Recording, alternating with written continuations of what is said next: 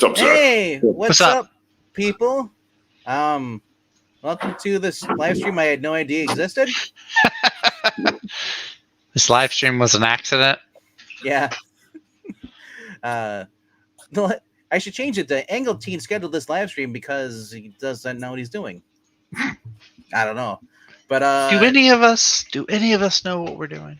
Well, Eric hasn't shown up yet. He might not show up now. he said, I'll see you in a minute, and I got in the room. He's not here. He's like Eric, Englentine was like, screw you guys, I'm going home, you know? Yeah. So, yeah, I had no idea this was even made.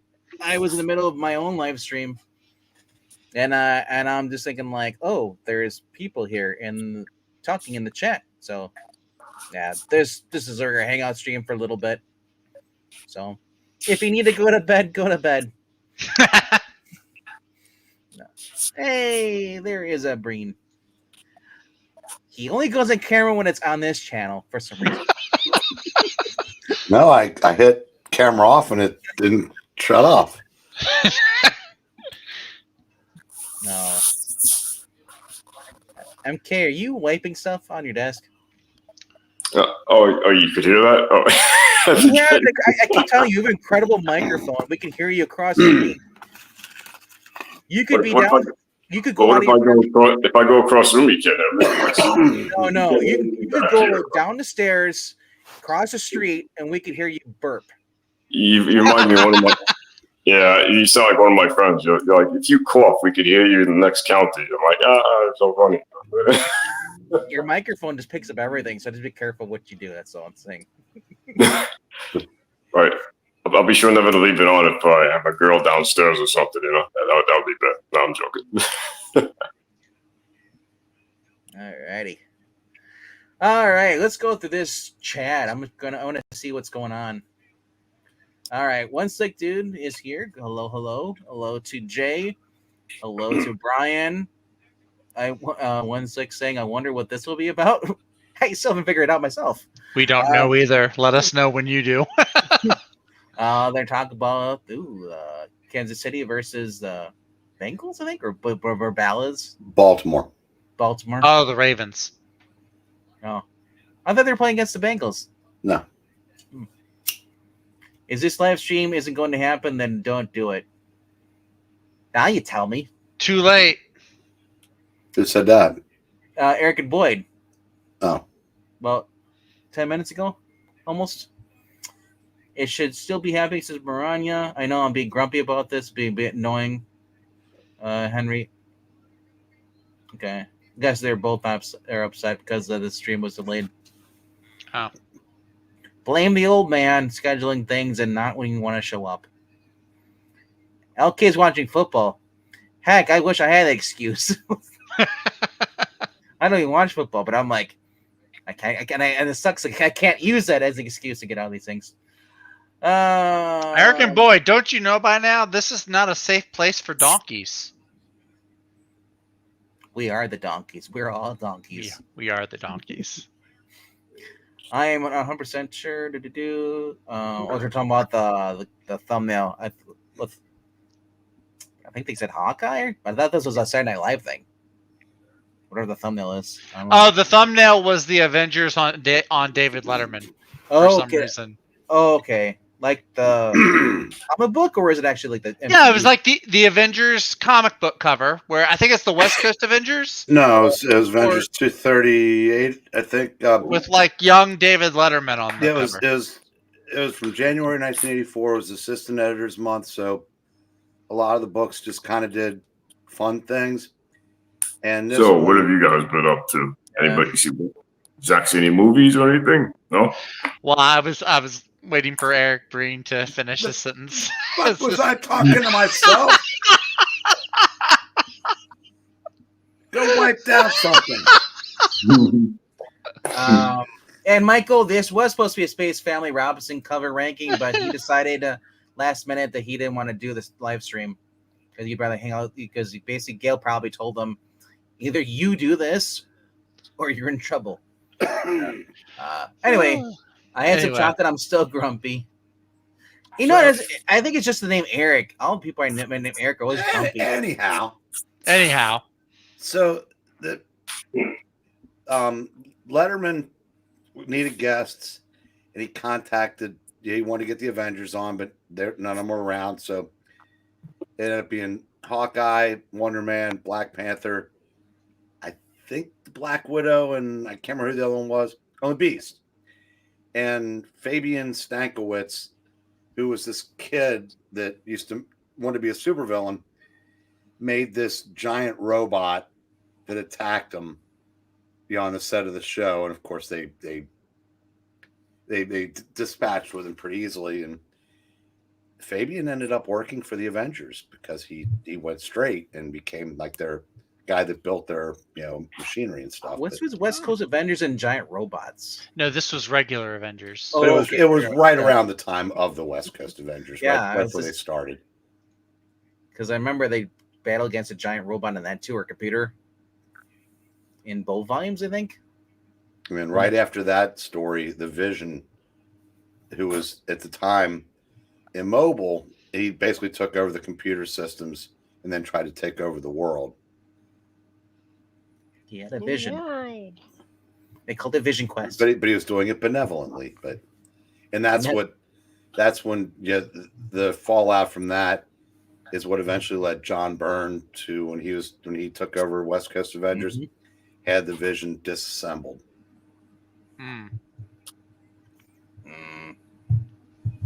The Vision has been a character on this, and everybody likes him. I'm just not a fan. You need to read the what's the one? Well, There's the Jeff Johns Avengers, the very short-lived Jeff Johns Avengers run. His Vision was pretty good. I'm more a fan of the West Coast Avengers lineup than I am of the normal Avengers lineup. I know Jeff Johns did an Avenger run. He did it. It was like a short run. Very short-lived. It was right before he went over to DC. I feel like I should read the Kurt Busiek Avengers before I read the Jeff Johns. Yeah. It ends up leading into that. Because I feel like everybody talks about Kurt Busiek having a really great run. Ethereal. Okay, do a little research before you do those age jokes, because there was an Avengers 1 million BC. There was. Thanks, Jason Aaron. Yeah, and that's when Breen learned out that the Phoenix is his mom. And the Ghost Rider rode around on a giant mammoth. Stupid. Lizzo? Lizzo lost weight. Lizzo's going on a weight loss thing. No, she's using Ozempic.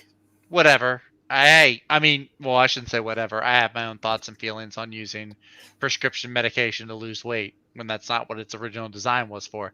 But at least she's not going to die of a heart attack at 39. The crazy thing about that is that Ozempic, and because all the celebrities are using it, the price for that is insane. Oh, yeah. Oh, no, absolutely. You're 100% correct on that. Because they're using it. Ozempic and Manjaro is the other one. Manjaro, yes. Diabetic medication for people with diabetes. My mom has borderline diabetes, and my doctor wants her to get on that so she can lose some weight because she can have surgery on her low back. Yeah. The problem is that the other one, Manjaro or whatever the one you said. Yeah. That is like with insurance pays. With insurance paying for it, she would have paid her copay would have been $400 per pill. Yep. Per refill. 30 days or something like that. Yeah. And it's I'm insane. Like $400, and that's with the copay. It's insane. Absolutely bonkers. What you doing, MK? Yeah, some prescriptions are insane. Brian, I'm 62. So if I tells you, if we're close to that, no. And Maranya is a year younger. Actually, she's the same. She's a few aren't she younger. and Breen the same age? Yeah, and so's Dr. Silver Age. And then Jackson Roykirk's a year behind you, right? Jackson Roykirk's not sitting behind me. That you know of. Be really bizarre if he was. So I gotta disagree with my man Henry. Roger Stern's run on the Avengers was phenomenal. Roger Stern, he does have a really good run. That's true. One success. He turned 63 tomorrow. Breen, you're younger. I'm not the Oh no, Henry, I don't. None of you guys draw, do you? Just conclusions. I doodle. I need to. Conclusions and weird looks. I need to get back into it. I used to draw a lot. Now I don't though. The only person that I know that interacts with us the most is Trusty Sidekick. He draws. Yeah, Maranya's an artist. The Lester sisters draw a good bit. It's all digitally though. Yeah, I never seen that. Yeah, Maranya's an artist. Trusty's an artist. I don't know if anybody else that's KNIGHTWOLF used to come around here. Was an artist. Mm-hmm. I His used daughter. to be. His Shinobi daughter Raccoon? is an artist. Yeah. yeah. Everyone's an artist. You know, I shouldn't be Yeah, I need to happy that somebody's actually older than me, but you know, I always appreciate it when Spinner Rack Dave would show up on the fossils because he actually is older than me.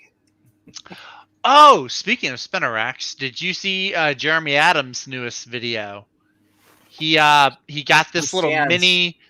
it's a Wham stand, I think, or the company's name is Wham, and they do these little mini spinner racks. You put you can do like 3 comic covers on each one. I looked into it. You can actually stack them too.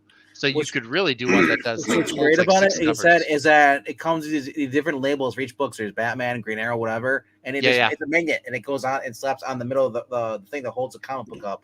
Yeah, it's really cool. Yeah, we gotta acknowledge Eric and Boyd as an artist. Also, he's got his own channel too. He does drawing on there. Yeah, Jackson, Strange Life 72. So yeah, I love it when he's there. I thought he was 76. No. Oh, yeah. He was born in 1952. We were on a stream one night, and actually, I take it back. I wasn't on the stream, but he was, and they were showing Golden Age books. And every time someone showed one from 1952, he was like, "I was born that year." He must have said that 30 times. Nice. Oh man, that's awesome. One slick. Yes, a friend of mine's got a spinner rack. Jerry has one. I would love to have a spinner rack. It'd have to be original though. I wouldn't want a repro. What is it? Rod have one? Or is that a repro? No, Rod's I think original. A lot of people do. Yeah, a lot of people a lot of the fossils do. Like, you know, obviously spinner rack has like 4, I think. Wow. Yeah, that's I'd love to have one. I've never had one, but yeah, just like do you remember the Vampirella posters from the early 70s, the door poster? Yes. Yeah. Jambo has that. Well, I don't know if his is original or not, but I know that Jerry wanted to get a reproduction. I said, no. I said, yeah, maybe someday you'll actually have another woman at your place, and maybe you could explain away if it was original. But there's no way you could sell anybody on having the reproduction. Well, unless it says down there, she's not going to know if it's original or not. That's but you get the point. Yeah. But yeah, same thing with spinner racks. I mean, I love to have one of the Hey Kids comics. Well, I mean, awesome. Having a Vampirella poster or having Farrah Fawcett or Bo Derek or any of those on your posters on your walls. I'm actually really surprised that there was never like a second printing of like the Farrah Fawcett or the Linda Carter had another one that was didn't sell quite as much as Farrah Fawcett, but it was in the ballpark. Eric was talking about 1852 BCE. Or I was talking. Okay, he says. Okay, not Eric. Yeah, Eric. Hans has last I heard he was trying to get one of his 2 houses ready to sell, and like I said, being 72, I'm sure he can't get as much work done as he could when he was a kid. So, Henry's asking, what are our top 10 favorite artists? No pressure. And Carcel, please, everyone, take a turn telling your favorites. For me, Ross Andrew, Gene Colan, and John Romita Sr. And currently, Dan Mora. Yeah, you could also see George Dwyer is pretty good too. Maranya will kick me if I don't say Bob Layton. You know, but So my favorite, my favorite has always been Gil Kane. I mean, since because when I first started collecting in late '75, he and Jack Kirby were doing all the covers for Marvel, and I could tell right away. I loved one guy's art. I did not like Kirby. I mean, Kirby was somebody I had to grow to appreciate. Yeah. But yeah, Kirby was. Yeah, I mean, Kane was always my favorite because there's just something about because it was so unique, and I couldn't get enough of it. And obviously, Neil Adams. That's the easy choice. You like a new one, Doug Braithwaite, the guy who's working on the Titans, Conan Barbarian. Well, I mean, there's some guys that are working now that I like. The guy that did the Lord of the Jungle, because he reminds me of John Buscema, who's another favorite of mine. How about you, Zach? Oh boy, I like current and historic. Yeah. John Byrne. I like John Byrne a lot. Walter Simonson's stuff. I'm trying to think of who else from the classic comics, huh? You like J. Scott Campbell? J. Scott Campbell, yeah. As far as current or more recent book, yeah, J. Scott Campbell. I'm trying to track down a Danger Girl #1. I was gonna say Danger Girl's classic now. Oh, we'll get kicked off this channel if we don't say George Perez. Of course, George Perez. But you know who's even better? George Bell. Okay, sure. Daniel Warren Johnson. If we're talking recent artists, Daniel Warren Johnson. I've really been liking his style. I need to find. That's one book I really do want to find. I need to get is the Wonder Woman story he did, Dead Earth or Dead Planet. Really? I've heard that was. I've heard. Yeah, because he did that one. Wonder Woman's like the last survivor on Earth, basically, and uses Superman's. It's really brutal, which a lot of Daniel Warren Johnson stuff can be. He does. He has a really visceral art style that I like. Who else we got that's recent? I like Will Conrad. I've been getting turned on to Will Conrad a good bit. You like Brian Hitch? Brian Hitch. I used to love Brian Hitch. Like I thought I still do. I still like him. He's still pretty good. He's not top tier like he was though. There's I've been exposed to so many other comic artists, but Brian Hitch was like the better version of what's his name, Greg Land, who does the photorealistic faces. Brian Hitch is like the better version of him. A better comparison would be he's a slightly less angular Alan Davis because that's who he learned from. Okay, yeah, I could see that too. I like both of them a lot, and I think that what's his name? Hitch was still top tier when he was doing Hawkman, the Diddy run. Yeah. And Henry, honestly, I there's no inker, with the exception of John Romita Jr., that really affects how I enjoy Gil Kane's art. Because if Romita inks it, it becomes Romita art. All right, that's just the way it is. But yeah, Nebrez and Klaus Janson are probably the two most powerful inkers I can think of that did Kane art, and I'm fine with both of them. Here's a follow-up question though: do you have a favorite interior artist or a favorite cover artist? Well, a lot of the cover artists that I like also do interior. It's just harder to find. Okay. Like J. Scott Campbell doesn't do interiors that often. Like Alex Ross does a lot of cover arts. You know, that's true. He will do interior. He has done his stories, like interior stories. It's not as common. Did you get the Fantastic Four hardcover? Years ago? Yeah, full circle. I think it was. Yeah, that was a good story. Adam Hughes is another cover artist. Adam Hughes. Well, Adam Hughes used to do interiors. He did. See. He did. Terry and Rachel Dotson used to do them a good bit too, I think. Yeah. Terry and Rachel Dotson, when they do interiors now, their best days sequentially are behind them, I think. I think so. Maybe. I mean, the last thing I saw they did, it was like a guest artist spot on a Spider-Man issue, and it looked really rushed. Like there was lines missing. Yeah, they Yeah. did. Oh God, what was that? It was an independent book. From Oh, Adventure Man? Yeah, Yeah. you can tell there's cracks in the armor now. Yeah. Tell you one artist that's on my radar that I like what I've seen from him so far. VENKMAN, you read the Jay Garrick miniseries that Jeremy Adams did. The artist on that series. Carlos something? No. Diego. Oh, Diego Olatorge, I think is his last. How you say it?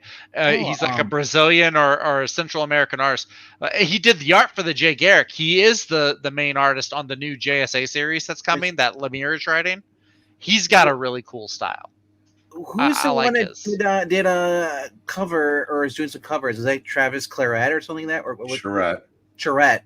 Yeah, he was an interior guy in the early 90s. He did the first several issues of Dark Stars, but he can't maintain a monthly schedule. And couldn't 30 years ago, so he certainly isn't going to be able to do it now. The guy, is it Salvador? I think his name is Salvador Larroca. LaRocca. You know where he's from? Well, I know Extreme X-Men. I don't know what he's from. No, he's from Saint Rock. Down in New Orleans. From here, and I don't know where that is. So Henry's saying Gil Kane, Jack Kirby, Bernie Wrightson, John Byrne, George Perez. Liked Wrightson so much he named him twice. I'm assuming John Buscema, Golden Age Joe Kubert, Barry Windsor Smith, and I'm assuming Jim Lee. Well, I hope it's not Bob Kane, because Bob Kane. That's what I think whenever you say mine. When you say Gil Kane, I think of Bob Dole. Bob Dole loves smoking. Travis Charette, yeah. Now some people were saying because we read Big Game. Or was it? No, it wasn't Big Game. He worked on the Ambassadors, and some people were saying his art wasn't as good as his old days. Who is that? Travis Charette. Oh, okay. I've never seen his original stuff. Well, okay. Listen, keep an eye out for early issues of Dark Stars next time you're trolling the dollar bin, because that's where they'd be. That's where they'd be if you'd find. I've never heard of that. Like I said, It was basically stuff. It was another. It was like a different. Universal peacekeeping force, like they're like competitors to the Green Lanterns. What was the company they're in? It's DC. It was the okay. Was DC? Donna Troy joined the Dark Stars for a while. That was a character you'd know.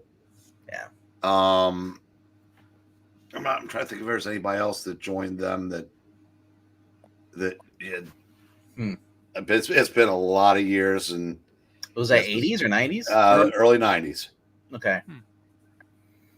Yeah, and then Perez, not George Perez, but the other one. Which one? Is it Lorette? Who's the one that's did Blood Hunt, but he also was on Big Game? Pepe Larraz. Okay, that's what it is. Yeah, Pepe Larraz. Yeah, he's really. I like him. I like his style a lot. He's another one I'd put up there on my list. Yeah, like I said, that he's really stepped up. I used to like Frank Miller's art, but then. After Batman Year 1 and the other, like Batman Year 3, you could see the kinks in the armor. I want to clarify real quick. Yeah, Henry, I'm a huge John Romita Sr. fan of his art, and when he's inking most people, but he's the only person that I've ever seen that could basically take the Kane out of Gil Kane art to a degree, and and like I said, that's. Yeah, so I don't dislike that combination, but I like other anchors on Kane better. Like I said, John Romita Sr. on Spider-Man. There's no better artists on that character. Well, like I said, Gil Kane's my favorite artist, and I will agree with you on that. Yeah. John Romita Sr. is my Spider-Man artist. Peter Parker, but I also like Rouse Andrews' version of Peter Parker. Half the people that say Steve Ditko feel like they're obligated to say that. No. And I'm sorry, it's not close. No. Jose Luis It's not Steve Ditko. Yeah. I mean, I'm a Ditko fan, but I've said this a million times. If he had stayed on the book, there may not have been an MCU, because I don't think Spider-Man would have achieved the popularity that it did. No. I feel like Ditko would have created Paul earlier. No, I mean, I'm being serious. I said I'm being serious too. his version, because he did more of he had more to do with Spider-Man's personality than he was Stan Lee, because Stan Lee was doing a bit of everything. Ditko's doing Doctor Strange and Spider-Man. But his version of Spider-Man was more. Peter Parker was more aloof, more standoffish, not really interested in making friends. He was basically Steve Ditko. And Romita comes in. They finally introduce you to Mary Jane. They have kind of like a Betty and Veronica thing going with Flash and Harry as Jughead and Reggie. And Gwen is no longer angry. And he grew up, and Peter Parker became as important to the book as Spider-Man. And I think that's a lot to do with Romita. Yeah. I was going to say, there's Gene Colan, his young romance and all that stuff he did on there as far as the romance books. And then he brings it whenever he draws like Gwen Stacy or Mary Jane's or those characters, the female characters. See, like even the guys, Peter Parker, like I said, he's another fantastic artist. There's a lot of cool artists. Wally Woodman on was it the All Stars Squadron? Well, he was mostly inking by then. His heyday was the 50s. He worked for EC. Now, an artist that very few people remember that worked for EC that I thought was tremendous was a guy named Reed Crandall. Oh yeah, Reed Crandall. Yeah. If you go back and Cost of Dying, didn't he? Was he on that? No, he was an EC artist. Oh, but I thought he was on those books with them. I think someone else. Yeah, how about you guys? What about Neil Adams or Ivan Rice? I think Ivan Rice is an underrated artist personally. Ivan Rice is good. I like Ivan Rice. He actually wasn't even really on my radar until all the Ghost Machine stuff started happening. Well, speaking of, he was the original artist for Ghost. Claymore is another one, is he? Is it Clayman? Clayman. Yeah. Claymore. Clayman was a Batman villain. Was Ghost that book with the chick? Yes. Hey, how's it going, Charles? And before Gail Simone got a hold of her, she was busty, and her costume certainly reflected it. Yeah, she looks sexier, right? Now she looks a little bit. Yeah, I remember that. Oh yeah. Gail Simone did away with all that, and now Ghost basically doesn't exist. I mean, nobody's doing anything with it now. That's the chat is saying, I guess it looks like here. Brian Stram was bringing up Andrew Vegna, one of the Conan artists. Then it says 162 saying LB Cole, Matt Baker, Bernie Wrightson, Bill Finger, Neil Adams, Mike Kaluta, Kirby, Byrne, Frazetta, very cool. Ronnie's bringing up Bob Layden, George Shaska, Gene Colan, Jan Dursema. Doesn't exist. There was a woman back then. John Byrne. I don't know if Jan was a woman. I can't remember. I don't know, but Wendy Payne doesn't exist either. Gary Frank, Jason Fabeck, Ernie Colan. Yes. Jason Fabeck's good. Who was the Chan one? Was it early Chan when he was at Ernie DC? Chan and Ernie Chow. Yeah. The Peonies tried to sell Marvel on ElfQuest, right? On ElfQuest, and Marvel didn't want anything to do with it. I would have. And Dark Ammo, that's it was Henry's idea for the Gil Kane, so that's who you should thank. And we're getting a follow-up question: favorite inkers, which is not really a fair question to ask somebody that hasn't been reading for a million years, because they barely exist now. But I have a couple. Klaus Janson, I guess. I'd say him and Bob Layden. I'm trying to think who else who did inking. I Terry mean, Austin. oh yeah, he's on there. How about we talk about letterers? Sam, Oh, shut up. favorite letterers, Rose. Thank you, Sam Rosen. Yeah, I see. Yeah, I actually met a letterer for DC and Marvel about 8 years ago. She was at my local comic shop before it closed, but I can't remember her name. I gotta look her up. She's pretty though. Yeah, I think I'm not sure if Monica Bina. I think she does coloring or she does inking, but she was working on the. I mean, I just typed comic book inkers into Google, and all the responses, they're all just artists. Like all the artists these days, they all ink their own work. Yeah. It looks like. Oh, Jackson, Jackson Riker. Yeah. Romeo Tangal. He was so good. He was Perez's anchor on the New Teen Titans. Oh. And Kurt Swan was the guest artist in issue 5. And Tangal's inks were so good, it took me like 5 or 6 pages to realize it wasn't Perez. Wow. Joe Sinat, fantastic anchor. Yep. Probably did the best with Kirby's art. Although, I actually, as blasphemous as it is to say, actually like Vince Coletta on Kirby also. And, Coletta was a romance artist of some prominence in the 50s. Yeah, why wasn't Coletta just doing stuff where he had people were doing snow? Because then it fits in, and he could just erase. Yeah, well, that's so I kept thinking, I was like, if he always erases stuff, make it look like a white background, why don't you just let him work on people doing snow, like Snow Angels with Jeff Lemire? That would have been perfect for him. I wish I could remember Maranya. That's what Ernie called it. Oh, Joseph Rubinstein. He was a good artist. Alfredo Alcala. Yeah. Ernie Chan, Ernie Chow, Rudy Nebrez, Klaus Janson, Tom Palmer, who to me was the best suited for Neil Adams' art. I wonder if Tom Palmer Jr. is related to it, because he's working at I think it is his son. Okay.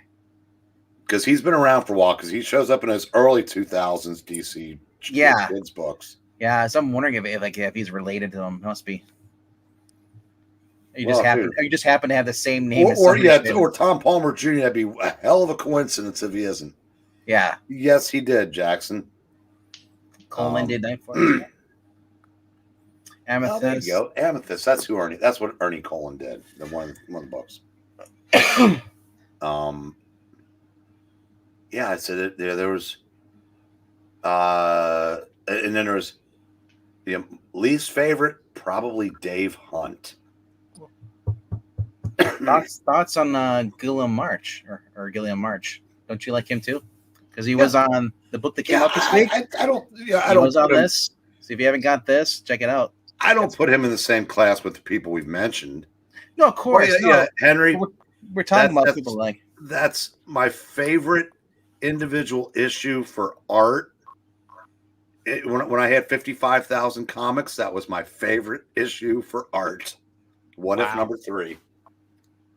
Obviously, it still is, but I mean, it's not my favorite story. It's not my favorite comic, but that that art is just gorgeous. Everything, the color, all of it. Yep. But and yes, it is Jansen inking. Is it Klaus or is it Claus? It's Klaus. Either way, I guess. I'm asking the official over there, Zach. He likes it correct. Dave Hunt. Dave Hoover is an artist that died in the early 2000s too. He died of cancer. He did a lot of cheesecake art too. Nobody said Michael Turner. Michael Turner. On which place? Yeah, he was stylized. Yeah. But good stylized though. Well, it was, but he's not. Again, I don't put him in the same class. Not great, but I'm saying like for his short time, what he did though was fantastic. Yeah, but also it's unfair because he died. I mean, he could have gone for another 20 years and peaked, somewhere in those 20 years. Yeah, he was only probably going to get better. Well, so was the other guy. The guy who self-deleted. Oh wow! Once like As soon as I said that, I thought his prop bet was safe as shit, but now they're just scoring touchdowns. Yeah, I don't know. The other artist you brought up on my stream, I can't remember what you said his name was, but I remember him. He was another good artist that basically ended his life. Al Rio. El Rio. Al Rio and Ed Bennis. Yeah, I guess I went to the same art school. Yeah. And Ed Bennis is an artist that doesn't get mentioned. I mean, I personally, again, no, yeah, I can't get anybody to agree with me. I like him better than Jim Lee. You know, I hear you. Later day, I like Jim Lee. I like Jim Lee's Batman, but I agree as far as the girls go. Ed Bennis, Jim Balent too. Jim Balent, he's, you know, he's unique, but again, I don't. His Catwoman series I liked. I enjoyed his art, but I mean, I'm not saying greatest though. I'm just saying ones I like. No. So, he's good, and he's very well suited for what he does. He plays to his strengths. But I just think, like I said, as far as like all around artist, I said, I would take guys like Bennis over him. Do you know who the best artist is though? He just recently did a Sandman book, and his name is Charlie Rossmo. Double R, baby. He's one of the best artists in the industry right now. Because most I know you're. I think that he gets overhated on a lot. I think that he does. After reading his Sandman story, I think Riley Rossmo gets a lot of Rossmo on that. He's on the Sandman, but he also on his Martian Manhunter. His Martian Manhunter series. I think his art style is basically like that woman screaming like this. The painting, all distorted. Yeah. No, who was working? Who's the artist who was working with Goyer on JSA? You have Jeff Johns and Goyer on JSA during the. Yeah, I mean the main artist kind of flipped around a little bit. Last I remember, I know Dale Eaglesham did a lot of work. Yeah. On JSA. Yeah, that was after later. That was after Goyer had left. But I know that Alan Davis did the cover for issue 1, but I know he didn't do the interior. Oh yeah, Kevin McGuire on the JLI. Penciler Steven Sadowski looks like he was the first penciler. Like I said, Tomasi was the editor too. Hey, Zach, while you're at your computer there, sure. Is Steven Sadowski any relation to Mike Sadowski, the old Wonder Woman and JLA artist from the 60s? Steven Sadowski, Mike Sadowski. Let's see. Always watching you, Sadowski. That's exactly where my mind went. I'm watching you, Sadowski. Always watching. I didn't mention John Byrne when we were talking about artists. I think he had an artistic peak, when he was on the X-Men. I was gonna say X-Men and those Marvel team ups. And to a degree, like when he was writing and drawing Alpha Flight and Fantastic Four. The art was good, but it wasn't as good as it had been. I think he rediscovered it with Superman. Yeah, I was gonna say Superman's probably because I think he was reinvigorated. But also, it also might have been one of the conscious decisions Byrne made when he took over Fantastic Four was he took the physiques away from Reed and Johnny because he said there's no reason for them to be muscular. Probably not wrong, but. It still, I think it might have just taken some getting used to. So if I was Johnny, I would be working out to impress the chicks. Yeah. I could see Johnny having to build more than Reed. Reed doesn't make. But then again, if Reed was feeling egotistical, he could just maneuver his body and look as buff as he wants. That's true. That's true. Let a life story. How he made himself look younger because he rearranged his body. So I don't see anything that says the two of them are related. It might just be a coincidence. Another one I like, Don Perlin. That makes one of us. Perlin, perfectly serviceable, nice guy. He had one of the best convention lines I've ever heard. And then we'll talk about Dave Cockrum because Eric and Boys bring him up. Well, there's a lot they brought up. He was at a show and this kid came up to him and said, "How much would my book be worth if you signed it?" And he said, "Nothing, because then the cover would be defaced." Something to that effect. It's very, because I don't know. It's just, at least I thought it was funny, but because he's a guy that was literally around forever. I mean, he worked in the golden age and made it into, hell, there's probably art of his in the 2000s. Dave Cockrum didn't love, but if I had to design a hot female character, I'm sending the schematics to Dave Cockrum because he's the one that put all the Legion characters in fetish gear. And now, to be fair, he did, including the guys, but and he designed Storm's original costume. Didn't he design Miss Marvel's costume also? Probably, I think he did. Yeah, I remember he designed the redesign, the black swimsuit suit with the lightning bolt. Yeah. The good one. That was a good suit. There you go. I changed the title. Oh, yeah, Jim Aparo, another one that late 60s through the mid 70s. I think he was as good as anybody working in the industry because he obviously had was influenced by Neil Adams, and it was a pretty good impression for 6 or 7 years. Those Brave and the Bold are beautiful. Ooh, Chris Samney. Chris Samney is one of my all-time favorites. Mike Blue's art. That was really good too. No, Ron, he might have done some of them after he came on, but Cockrum was on the Legion before Grell. Never got into the Warlord thing, but I like Grell on Arrow. That was great. Warlord early issues I liked. I kind of fell off fairly early because basically when Grell stopped doing the art, because there's something about his art. I don't, I by no means call him one of the greats, but I love his art. Was it like a shock? Like as soon as he dropped, like the next person to go over was just like, whoa. No, it just wasn't him. Because that was me when I with the Buffy the Vampire series reboot 2019. Dan Moore did the first 5 issues, and when I got the 6th one, I was like, it's like I got kicked in the nads. Yeah. it's like what happened? Like that everyone looks horrible. Yeah, Burns' run on Captain America was to me at the height of his, his art. That was at his peak. Those are beautiful issues.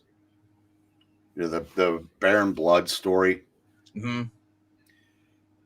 If I were Zach, I'd be saying chef's kiss, but I don't use that phrase. Chef's kiss. I'm old. I'm old too. You gotta keep with the times with the language.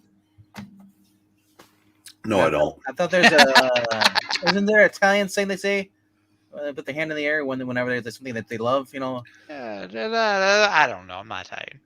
Oh, the Brood Saga is great. I actually, as far as Claremont X-Men goes, the Brood Saga might be my favorite. Was the Brood Saga based or inspired off Aliens? The Brood I think they were heavily inspired by the Xenomorphs. Yeah, I was wondering. I was like, Charles Xavier. I was like, oh, he's gonna die, and then he's like, no, I got a new body. And it's like, crazy saga there. Wolverine just wandering around in the jungle, fighting giant insects and monsters in the Brood Saga, and then we get Miss Marvel, Carol, becomes non-binary. Yeah, I got a question for you guys. Just out of curiosity, like, who would you say portrayed the character and embraced them better? Christopher Reeve as Superman or Robert Downey's Iron Man? Robert Downey Iron Man. But Christopher Reeve. Christopher Reeve. I can say that because I haven't seen a half dozen people play Iron Man. Superman's had a half dozen people playing them. And who was the best? Christopher Reeve. Christopher Reeve that one so far scene, has... the one scene he's gonna confess to Lois that he's he's Superman. Okay, okay, but here's the thing. Wait, hang on. Let's think about this for a second. Tom Cruise is behind you. Every time that we bring up, oh, Chris Reeve is the best, that's the only scene anyone ever references is the one scene where he's in Lois's apartment. If he's really that good, we should be able to pick any scene. But everyone just goes to that one. You can pick any Tony Stark scene, and everyone's like, "Oh yeah." All right, Christopher Reeve. All right, so okay, quickly, and I'll let you go, Brain. Good. When I think of Robert Downey Jr., I think of him sitting on top of the donut shop with his helmet off and just eating a donut. Okay, you That's think not, of one? it's not Iron Man. Okay. What are you talking? Okay. Christopher Reeve was Kurt Swan's, Wayne Boring's, Siegel and Schuster's Superman come to life. Yep. Yeah, the Clark Kent playing Superman playing Clark Kent. Yeah. Where all of that. And this is for One Slick's prop bet, by the way. And he's good. All right.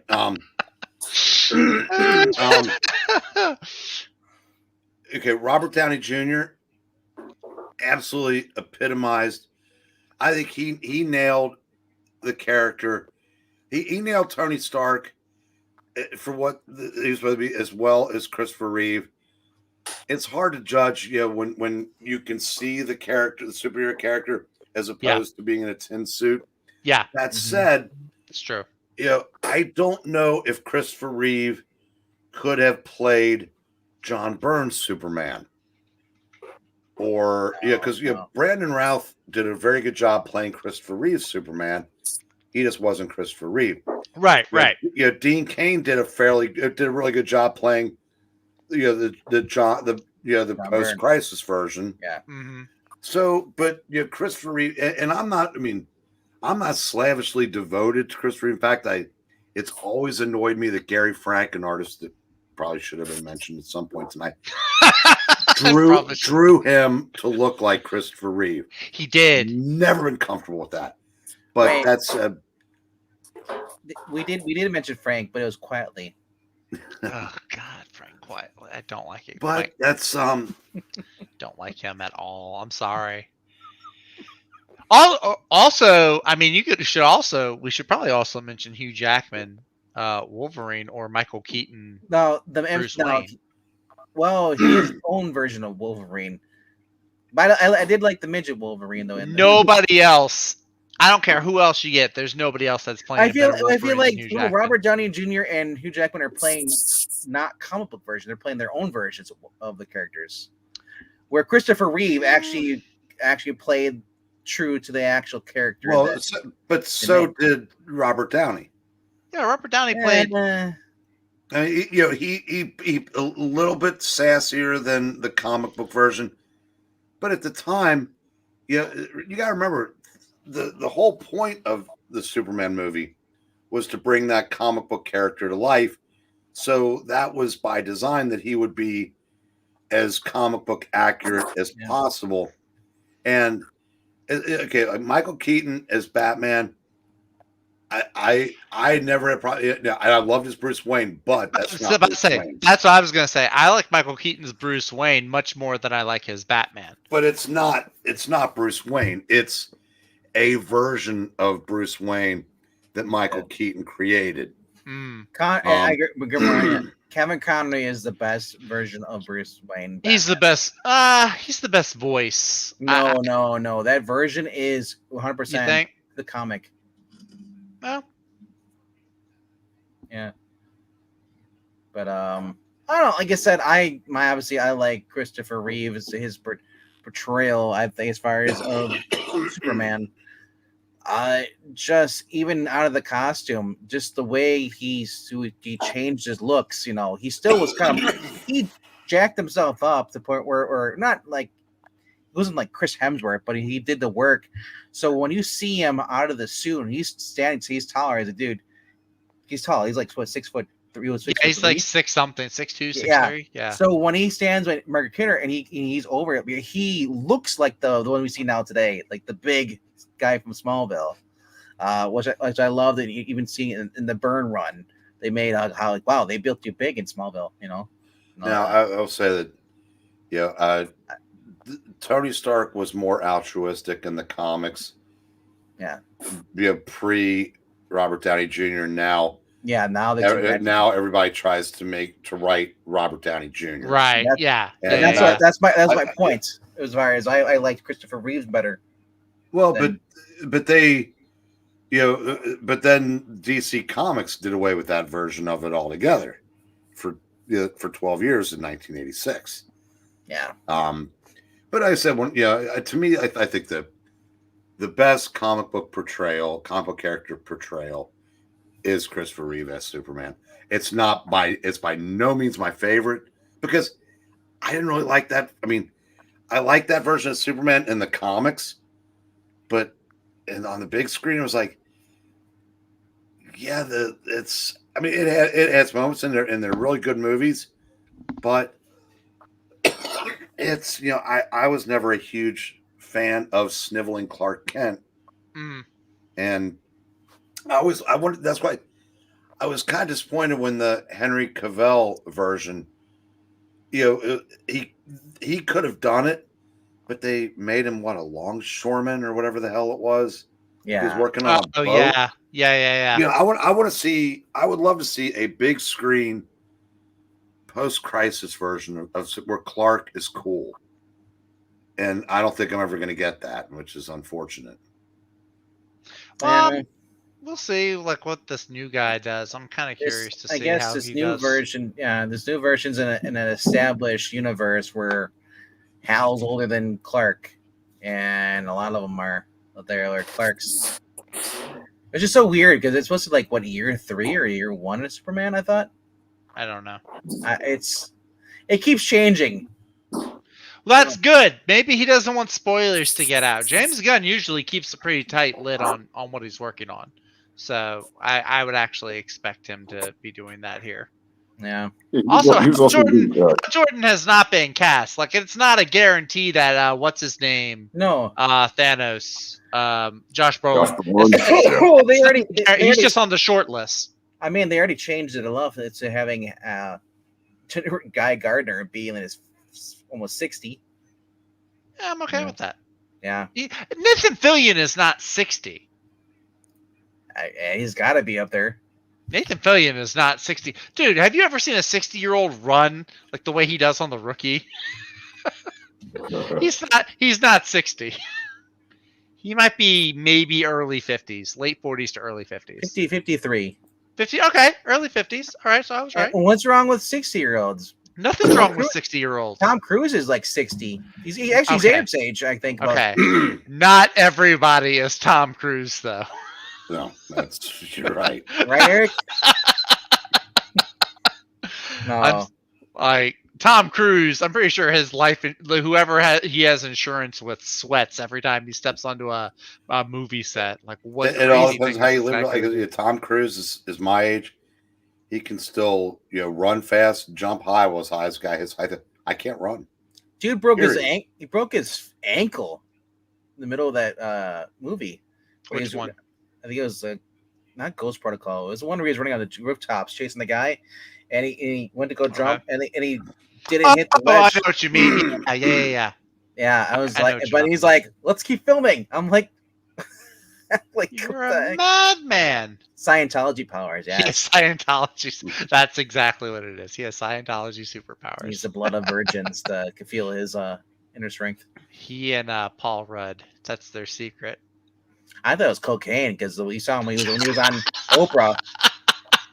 Yeah, when he was on Oprah, yeah. Oh, I remember, dude. I was a kid, and I remember that. I didn't watch Oprah, but I remember seeing that. There wasn't really much on TV, and then during the afternoon, you didn't have that much to choose from. And then Oprah would come on and be like, and I wouldn't. I watched Oprah here or there, just for a few seconds to see what's going on. The only time I saw Oprah would be if I was in the waiting room at the dentist office or something. That would be although those pretty much early Oprah episodes when they had the live action Ninja Turtles around there, and then they're flirting with April O'Neil in there. I'm making sexual innuendos. I was like, Even the kid, they pant this kid. He's in the crowd. He's like mortified. Why are my superheroes flirting with her? Quick Oprah story. Some of you might have heard, probably heard the story, but a friend of mine was booked to be on her show. Oh. To promote a book, which at the time it was widely known if she comes on, if Oprah liked your book, it was good for $1 million right there. Mm-hmm. Ask Nicholas Sparks. And something big happened in the world that preempted Oprah that day, or the taping or whatever. For whatever reason, he didn't get to go back. And so she never saw the book, and that could have potentially cost him 7 figures. Wow. And he was the lead political writer for the Cincinnati Enquirer, which was our big paper for years. He was so left, he didn't have opposable thumbs, but it never came out in his writing. In the thumbs. Where are my thumbs? They were both left.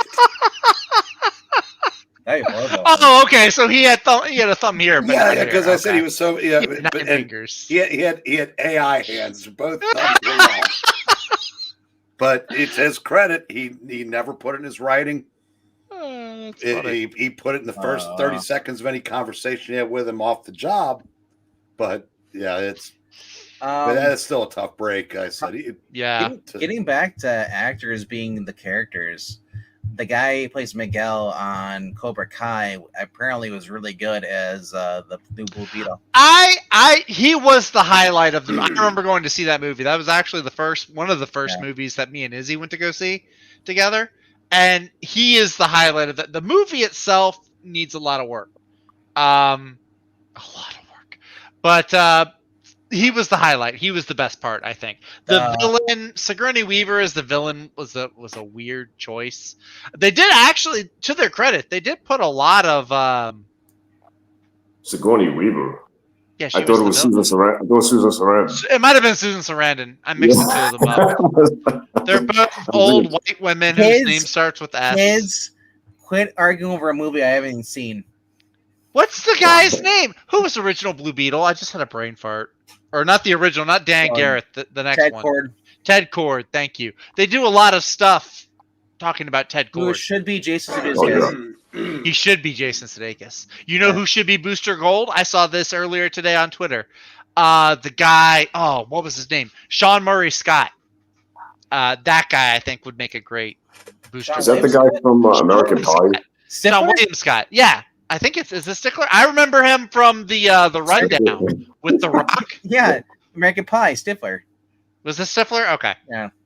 I liked him from The Rundown, but he would do a really good Booster Gold, I think. If you're going to get anybody to play now KRENIZ, I would get the guy who hosted for Talk Soup. Joel McHale?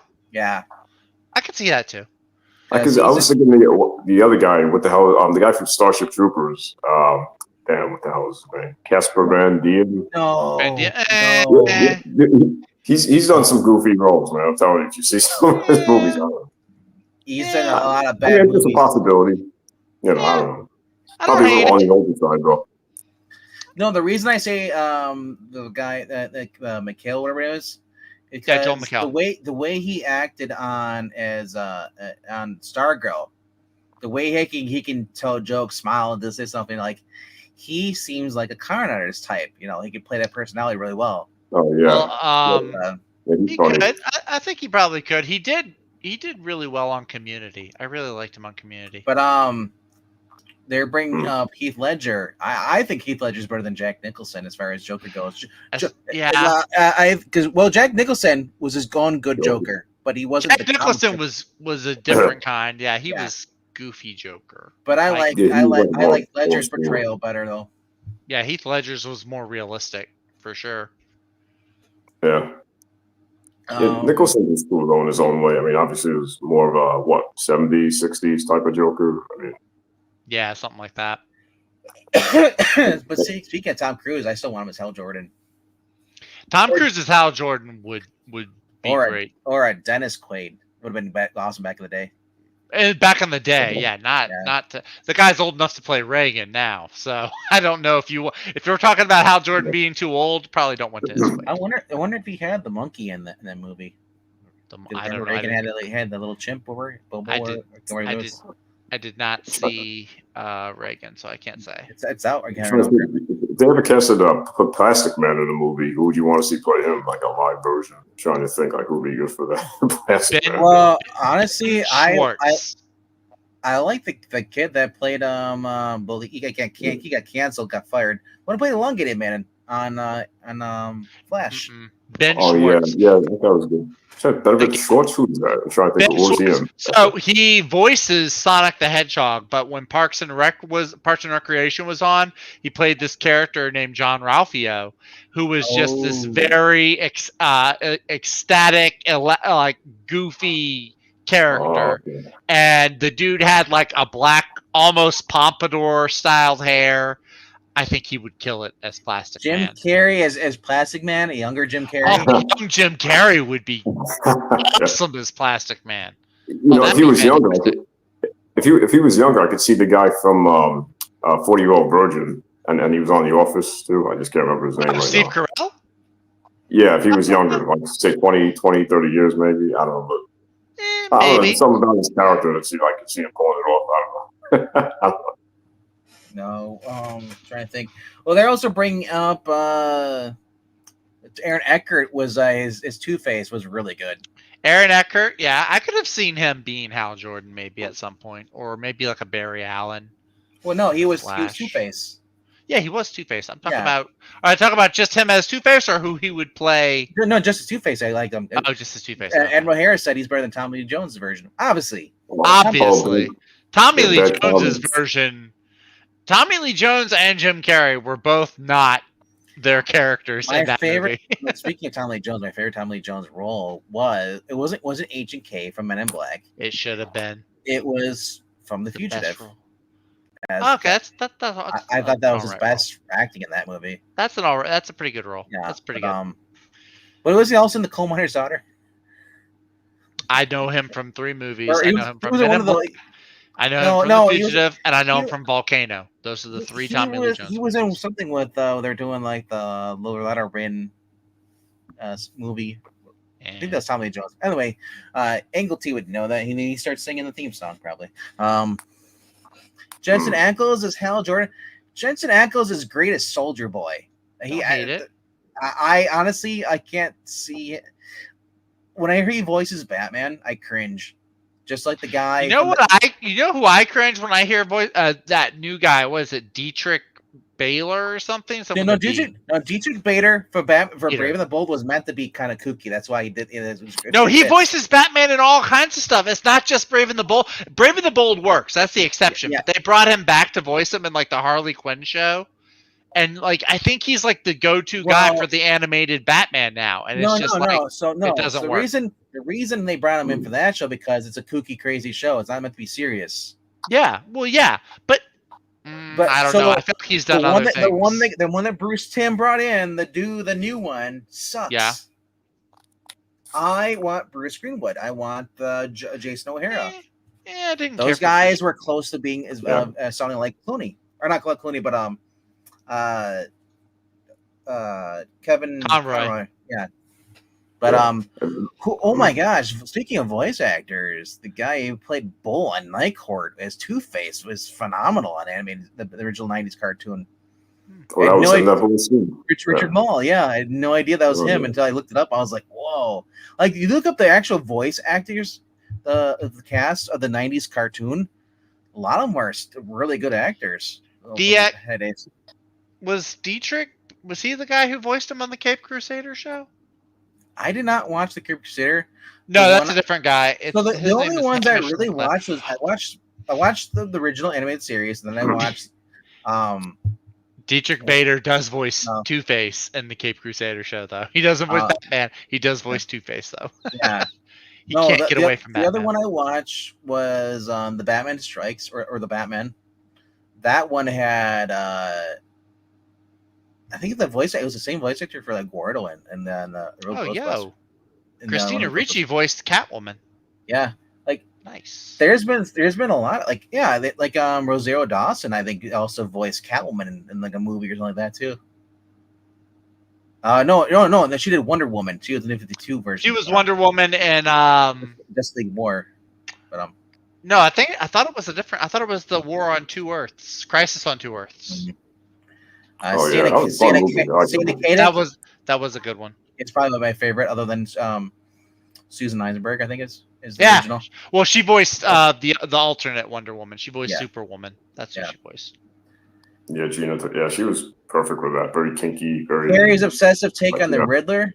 Eh, I didn't watch Each their 66, so I don't really know that guy's performance, but I know how Jim Carrey is. Jim Carrey is more the kooky, crazy guy. I mean, the Riddler he made it creepy though. Yeah, He actually you know he actually did a good job in that. Supposed to be Robin Williams originally, but it fell through, unfortunately, early on. oh, was it? Yeah, he's supposed to be the Riddler, but something happened. Yeah. I cannot wait to see Jim Carrey because he was supposed to be retired, and then they were like, "Hey, come back for Sonic the Hedgehog 3," and he said, "Okay." So Yeah. I'm looking forward to seeing him come back. Yeah. Robin Williams. I mean, I would not cast him as Riddler, but I'm trying to figure out who I would have cast him as. You know, Who'd you cast Robin Williams? If I had to cast, no, you know what? If I had to cast Robin Williams in a DC project, he would play the Thunderbolt Genie. That's who I would get him to play. oh yeah, They like because Man. Jim Gaffigan voiced him in some of the Stargirl episodes, and I was like, oh, that's pretty funny. But if you got Robin Williams to voice him, like that would be pretty wild. I think. I've seen some people, if they do like another Flash movie or whatever, the new DCU, that they should cast the guy who plays Homelander for Reverse Flash. I could see it. Anthony Starr, yeah. I could see it. I can kind of the guy in the show did a great. Well, both guys. It was two actors. It was I think Mac Lecture and something Kavanaugh. I can't remember the first name, but they did the Reverse. Tom Cavanaugh. Tom Cavanaugh. Yeah, thanks. Yeah. Eric, yeah, they both. I was gonna ask Eric a question. He's been kind of quiet. I feel like he's been getting left out. Oh, Eric, do you have a favorite? Do you have a favorite actor that played like who's like as far as we talked about Christopher Reeve and Robert Downey Jr. Other than that, you've watched Batman 66. I'm sure you watched some of these other movies. Do you actually have a favorite, like a version of a brought to life character, you know, on screen? Do you have a? Not really. Like Cesar Romero or No, I'm talking about good stuff. That was good stuff. Debatable. No, it's not debatable. Tobey Maguire as Peter Parker. Yeah, I mean that's not my favorite version of Peter Parker, but it was because I know we'd had I think one of the X-Men movies by that time. Yeah, the Blade movies, but that when the first Spider-Man movie, when you saw him swinging through the city and just the way he played Peter Parker, probably that because as someone my age, that I mean I grew up with, well, hell, I was already late teens when the Lou Ferrigno, Bill Bixby Hulk was out, and they'd have to have a 2-part episode because part 1 would be Lou Ferrigno pushing the Volkswagen to the edge of the cliff, and the next week would be him pushing it over. And to go from that to what we saw in the first Spider-Man movie was just amazing. So I mean, I said no pun intended. Hey, everything we've seen with superhero stuff, the one thing that always sticks in my mind is Lou Ferrigno throwing the bear on Incredible Hulk. I don't know why, but it's always the first thing when somebody's like live action. I'm like, well, yeah, Hulk, like he just throws the bear. And you see the bear like he's flying. Oh yeah. The best part about Cesar Romero is the Joker was his refusal to shave his mustache. I remember seeing that. Every episode Yeah. he's in, you can just make out that mustache in the face paint. Few things I watched, like if I watch clips here and there, is where they're playing baseball in the prison, and the Joker The escapes. Joker on that spring thing that just goes BREEN. Yes, I was like, Yeah, I think the warden's like, oh, look at he's like, look at the Joker. He's such a model prisoner, you know. And looking all, and it's like they're gonna play. Oh, they're playing baseball, and he switches the ball, so it's like a bomb, kills the guy, then jumps over the wall. They did like that weird short a few years back. I think it was for Batman. It was like Batman Beyond and Bruce Wayne. They were doing this multiverse thing or something. And Yeah, so they get you see the 66 Batman. They're like, "What kind of universe is this?" or something. I don't know. Something. It wasn't multiverse. What it was is there were robots coming attacking him in the Batcave. Right. Yeah. Well, yeah, I know what you're talking about. But there's something else where they did like they were watching something on screen and they were kind of flipping back and forth to different different universes, literally like showing the different. And they showed the 66 Batman, and you see Kevin Conroy and Terry McGinnis watching it and say like, "What kind of universe is this?" Like with Batman fighting the Joker in a shark pool or something. I don't remember the exact episode, but it was kind of funny. It's like one of those short things that they did, you know. Yeah, I remember it was short, but I do remember it was in the Siderekick. Yeah, the robot one. I know which one you're talking about. Yeah, the Batman's. Yeah, that's a Siderekick different one. did a multiverse, and then there were the Frank Miller Batman got to meet, you know, the Zdarsky Batman, and then they got the what was the other one, the Batman Beyond, you know, old Bruce. But he said, as far as actors going, yeah, Michael Clark Duncan, dude, Kingpin, he was all right. But I mean, I just watched reviewed was it last Sunday? We did Armageddon with Rob, and I forgot about Michael Clark Duncan because he died, and I was like, could you? How could you? Well, what movies is he in today? Lately, he hasn't been anything because he's dead. But he's iconic. He's an iconic of the Green Mile Army. I personally, I know Vincent D'Onofrio's Kingpin is like this god tier performance, whatever. Michael Clark Duncan is still the first place my brain goes as Kingpin. He was also a Street Fighter, the Chun-Li movie. Yeah, he's Bison, isn't he? Or Balrog? Yeah. Yeah, he was Balrog. Yeah. I mean, the movie was like, but he was pretty good, Balrog, you know. I mean, same thing with Daredevil. Michael Clark Duncan wasn't in Street Fighter. Yeah, true. Yeah, speaking of which, I was going to ask who's a better Daredevil actor, you think, Ben Affleck or the guy from the Charlie Cox. Charlie Cox. How would you say? No one says Ben Affleck is great. Nobody says. You know what's there's two good parts about Ben Affleck's. There's three good parts about Ben Affleck's Daredevil movie.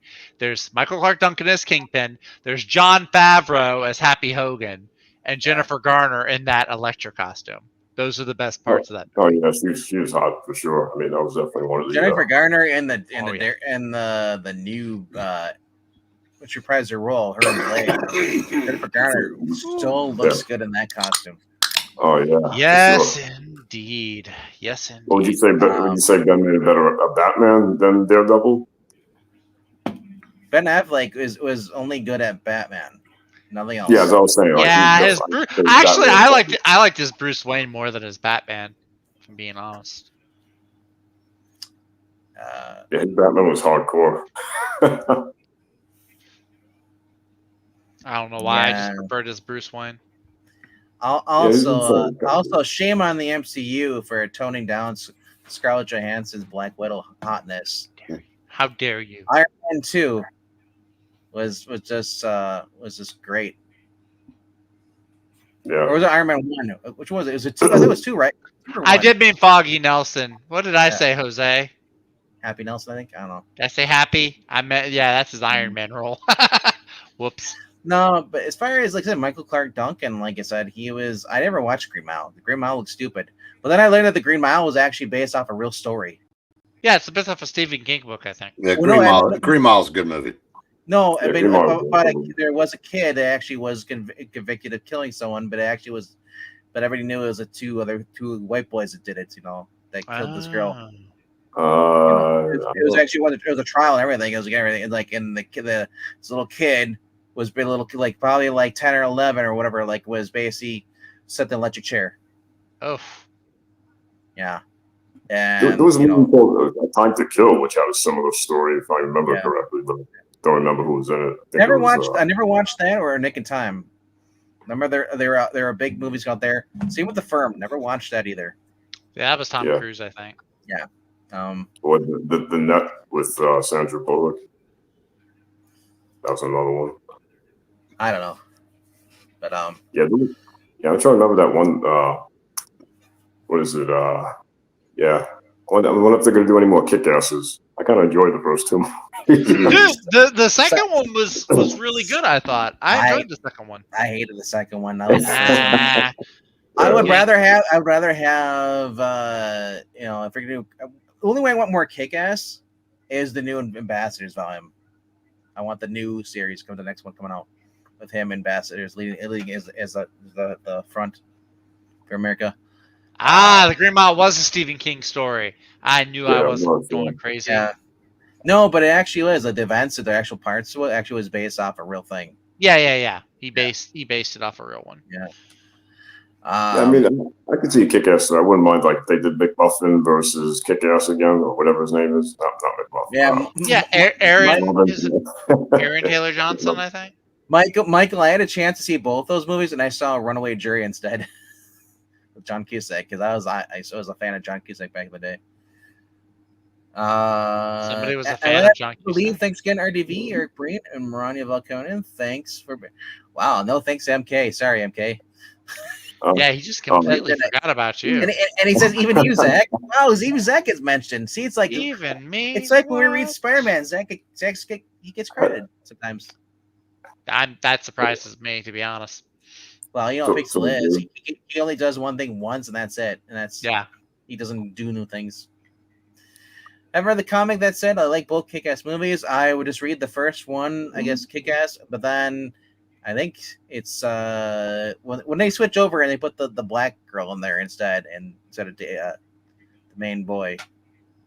I think David, yeah, because that's the one that Mark Millar did not write. Someone else wrote it. Yeah, somebody else wrote that one, right? Yeah.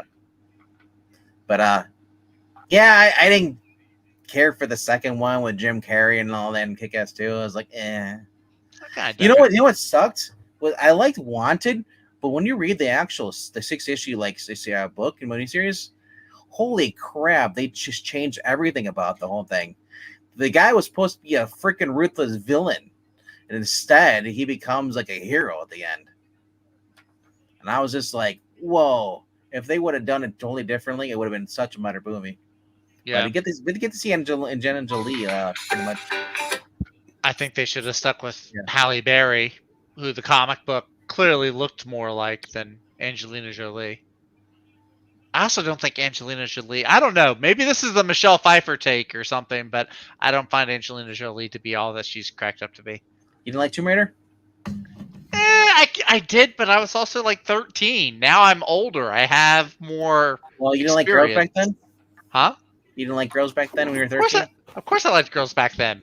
But now just my taste have evolved. I like more real-looking women than Angelina Jolie. Did you like Zach? You like the first Mortal Kombat movie? You know, Bridget Wilson, White Chips, or you never really not that sort of thing. Would you like more gum?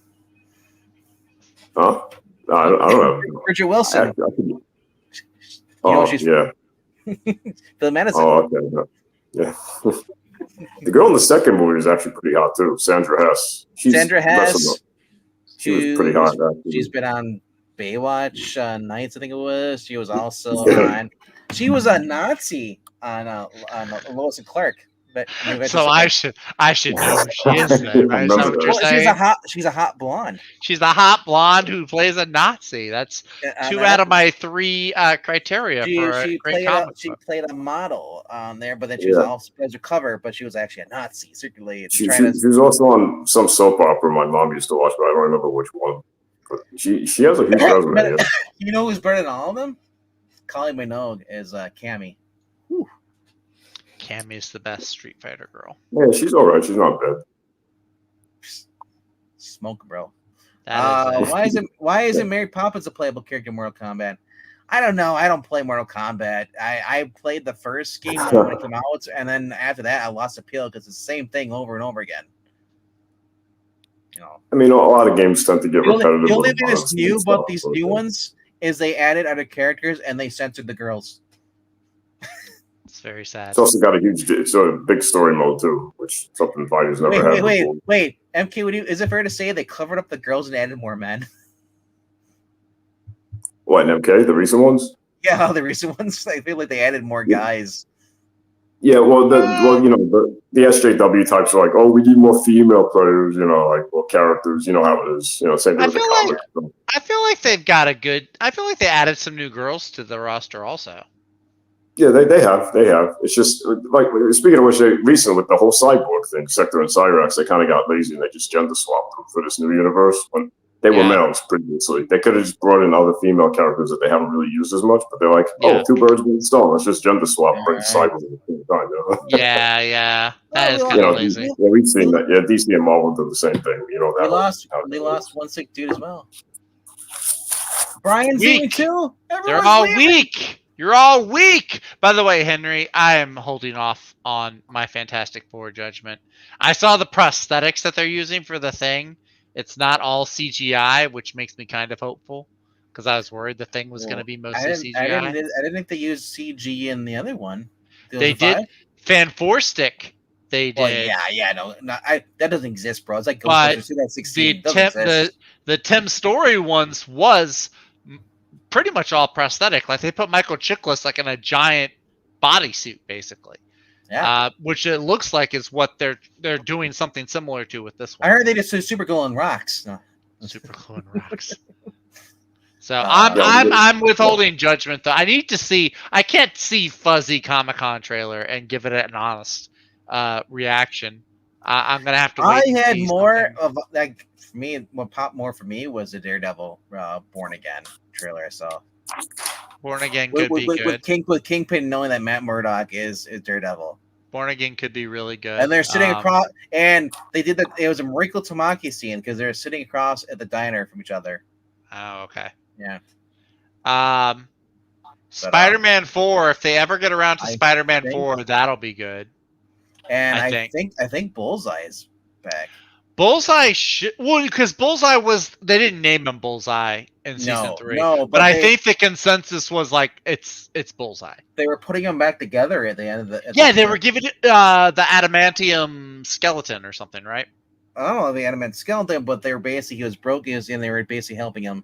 Yeah, well, he has in the comics. I remember he had like maybe not a full adamantium skeleton like Wolverine, but I think that he did have some like enhancements to a skeleton. Dude, he's bringing up this. Roger Corman's Fan-4 was better than Fan-4-Stick, and it is true. Look, I'm not going to defend Fan-4-Stick. You can also say that Kate Mara is hot. The 1990 Captain America movie was better than Fan-4-Stick in Affleck's Daredevil. I could draw a picture. The only thing that I would say was great about the Daredevil that Affleck did, it was the Bullseye part in there and Electro. The Daredevil part was weak. Yes. And who was Foggy? Was that Matt Damon? That was Jon Favreau. That was the director of Iron Man. That was Happy Hogan.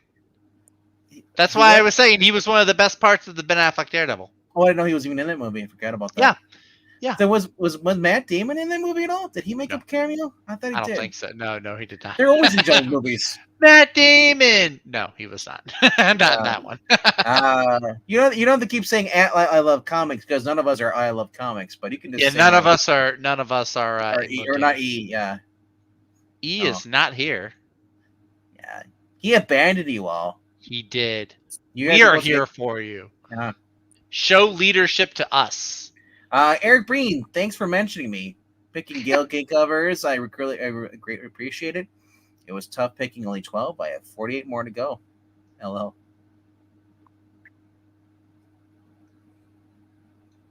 And Breen doesn't care. You ever watch that show, The Cape?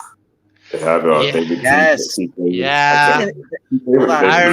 I vaguely remember it because Summer Glau was in that show. Yeah, she was Summer Glau show killer. Yeah. That was one of the ones she knocked off. Poor Summer Glau. Henry, no, thank you for bringing that up. That was a lot of fun. Yeah, it had the guy that was sort of like everybody's villain because he was on Gotham also. The tall guy with the British accent. Yes, he played. He played Azrael. Azrael in Gotham. Azrael.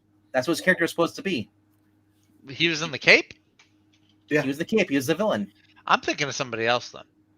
He was Nicholas something I remember SLYTHERCLAW being in the show. We know it was awesome. Vinny Jones is who I'm thinking of. I'm thinking of Vinny Jones. I'm thinking of the guy who was the Juggernaut. Keith David was in that, and it was in the Cape. Keith David, yeah, he was.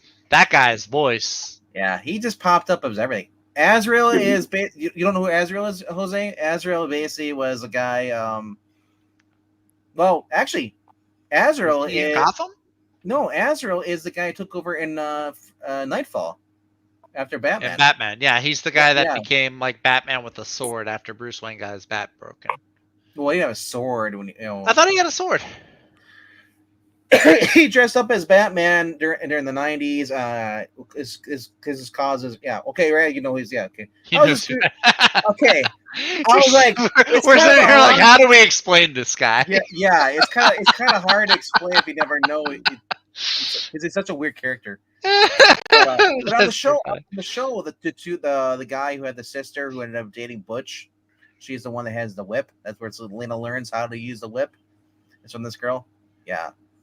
Yeah, he in the show he actually dies. The guy dies. I forgot what his name is, but he and he comes back, and then he's like he thinks he's Azrael, this fallen or this saint or angel whatever. Yeah. Thanks for answering my questions about artists and appreciate it. Take care. Have a good night, Henry. Yeah, good night, Henry. James Frain was also a bad guy on Orphan Black for most of one of the seasons. He's a brilliant actor. I love. He's good. It's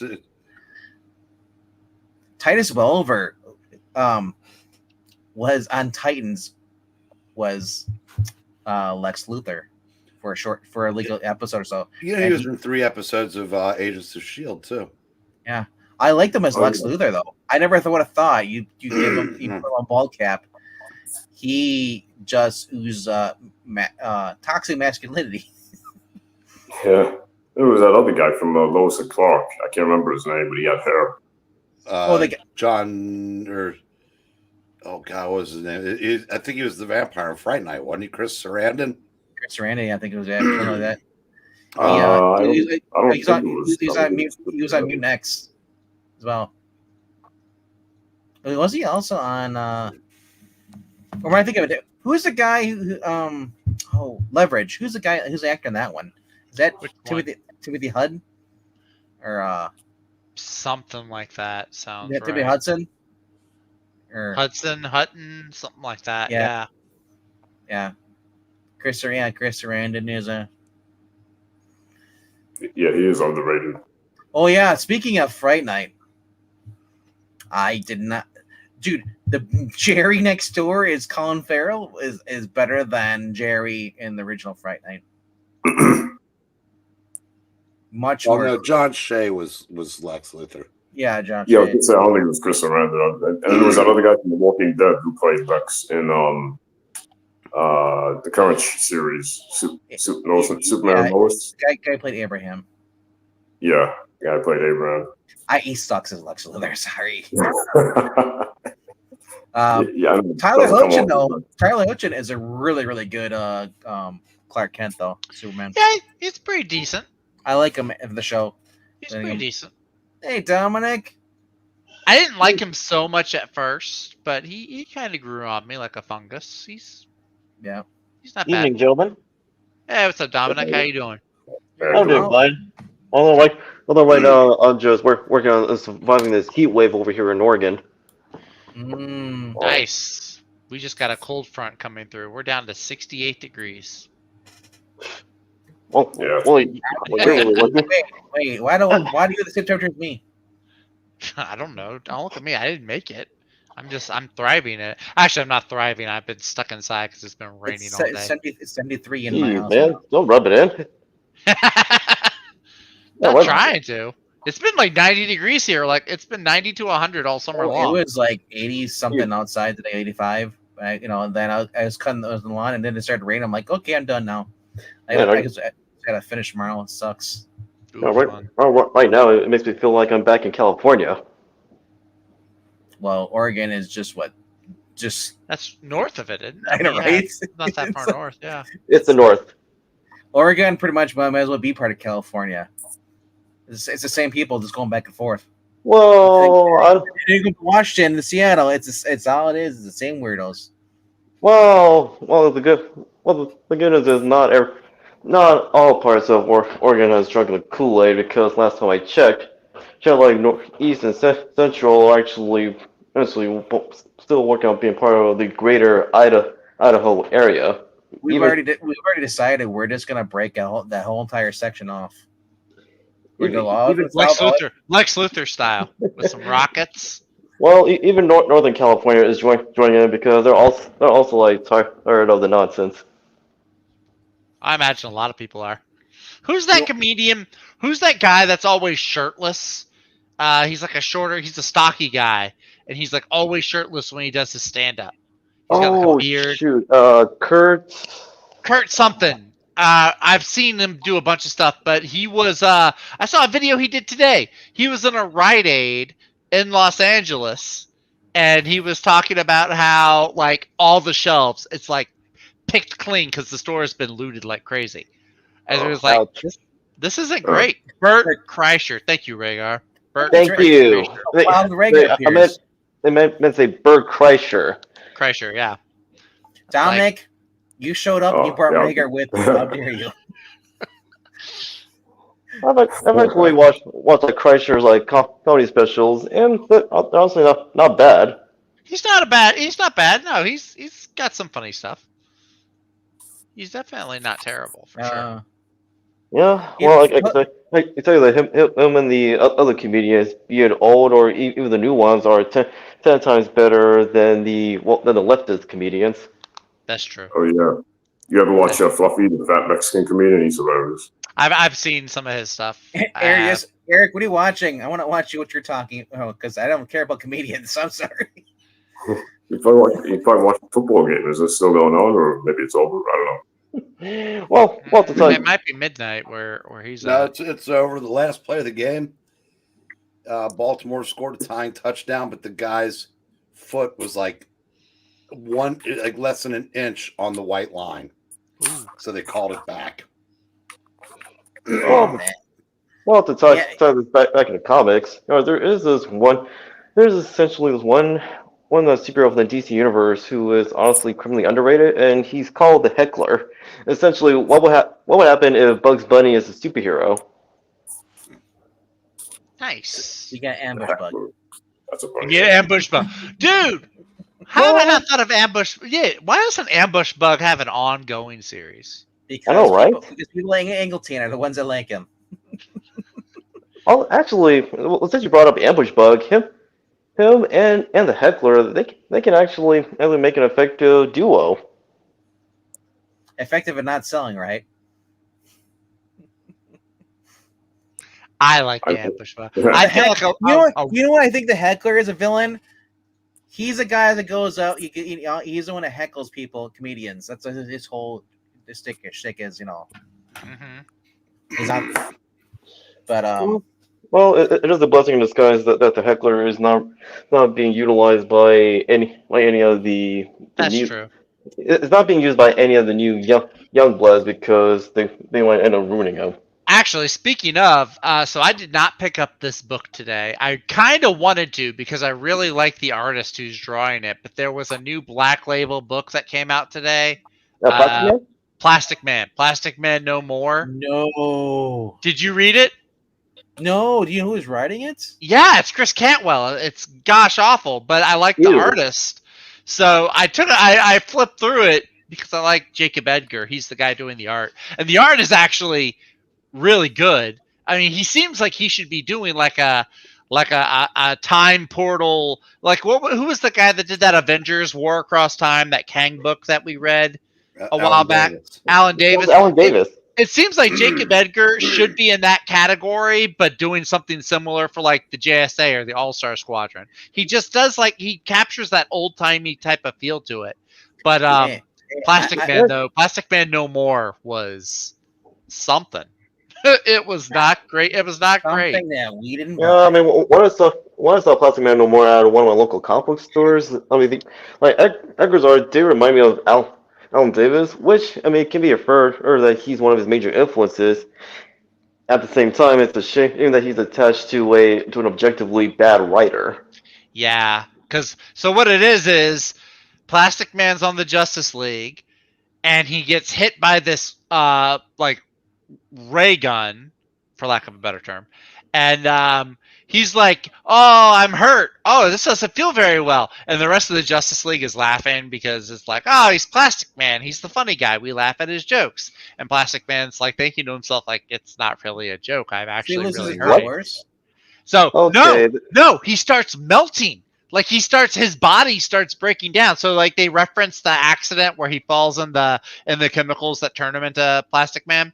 So what happens is when he gets hit by this ray gun, it starts destabilizing his molecules. So he starts melting. Like his whole right hand just like drips off. Like a candle. Basically melts off like a candle. So he gets all concerned and he goes to the Justice League and he's like, "Guys, my hand's gone. I'm melting." And everyone's just kind of gets lost in the day-to-day of the Justice League. And so Detective Chimp actually is like, "Oh, I know what it means to be like a cheap, not a cheap seat, but like a C-lister or whatever." So he sends Plastic Man to go to this scientist that works for Bruce Wayne. And basically she's like, "Yeah, you're dying. You're going to break down. This is like, get your affairs in order kind of stuff." Scientist works for Bruce Wayne was busy. So then he's like, "Well, I gotta really do his research on Plastic Man." So then what happens is Plastic Man's like, "Well, I gotta tell my son," because he's got his son who has similar powers, and so Offspring. Offspring. But the thing is, in this book, and I don't know, I'm not a Plastic Man aficionado, so I can't speak to the history. But in this timeline or in this story, Plastic Man's kind of like this deadbeat dad kind of guy. Like he left his wife when she had him as a young kid, so now his kid, Offspring, doesn't really want anything to do with him, and so he's trying to warn him, and his kid just like, "Whatever, leave me alone. Don't try to contact me again." And so it's really, it's weird because it's such a bright and colorful book, but then it's like really dark storytelling. Zach, you gotta that's not only disparaging, but also very out of character because in the main DC universe before the New 52, he loves his wife and son. Yeah. I remember when he got shot after he was frozen. Like it put him in a near-death experience, but caused him to actually take a break from the Justice League for a while, so he can be more with his family. Yeah, he was better before he became Plastic Man when he was in the Batman Adventures, like Dan Slott. Okay. Yeah. I don't know that I agree entirely, but no, this was actually good Dan Slott back in the day before Dan Slott became virtue signaling asshole. Dan Slott. He's not wrong because there was a time where the guy was actually good before he drank the Kool-Aid and became a douchebag. Yeah. Like I know his She-Hulk run was. When he drank the Kool-Aid, he said, "This is mine," and he started eating the buffet too. He ate the table that went with the Kool-Aid. Tasmania. But no, I mean it's such a shame because like the guy, like I said, the artist Jacob Edgar, he's such a good artist, and there's so much color. I think Rager has a problem hearing because nobody said Batman Avengers. You kind of did. You sounded kind of congested when you said Batman Adventures. Yeah, Batman Adventures. Yeah. I got that. I understood what you were saying. I didn't say Avengers. Adventures and Avengers. There's a difference. But the so Plastic Man No fun. More is a no-go. Right. Honestly, the last time Eel was written well was through the Terrifics. Yeah, Terrifics was really good. Terrifics was fantastic, actually.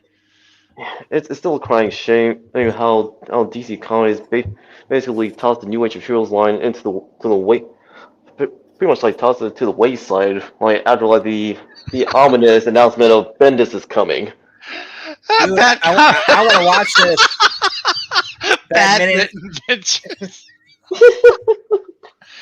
Now Oh, add a bro to the end of that, and it's a great cartoon.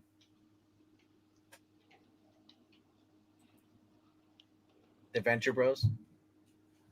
Well, speaking of the Venture Brothers, they're actually all the seasons are on Netflix.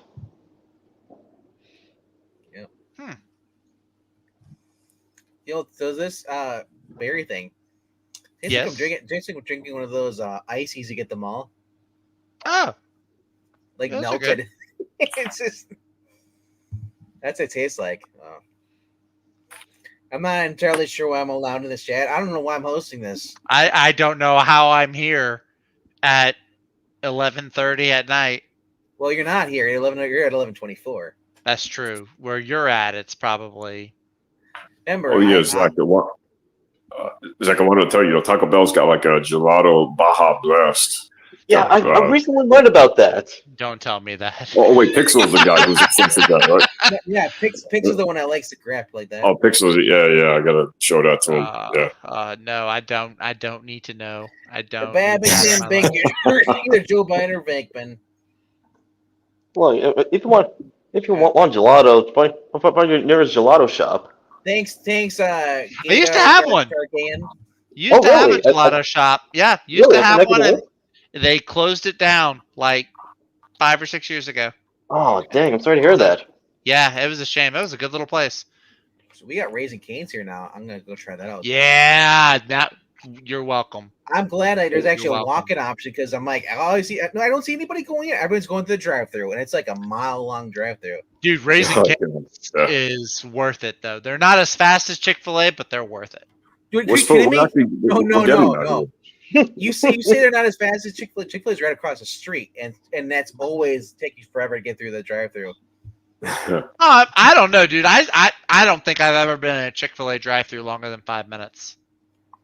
Really? Look Wow. at that. I don't It's like think so. It's like a 20-minute freaking wait, man. It's like being at Taco Yeah. Bell at 2 a.m. in the morning. Are they stuck but- in blizzards? Is it like blizzarding while it's No, up there? or- it's because there's that many people going because it's right in the mall area. Oh, okay. So, what exactly is Raising Cane's? Okay, let me give you. I can step in. So Let me tap in here. Raising Cane's.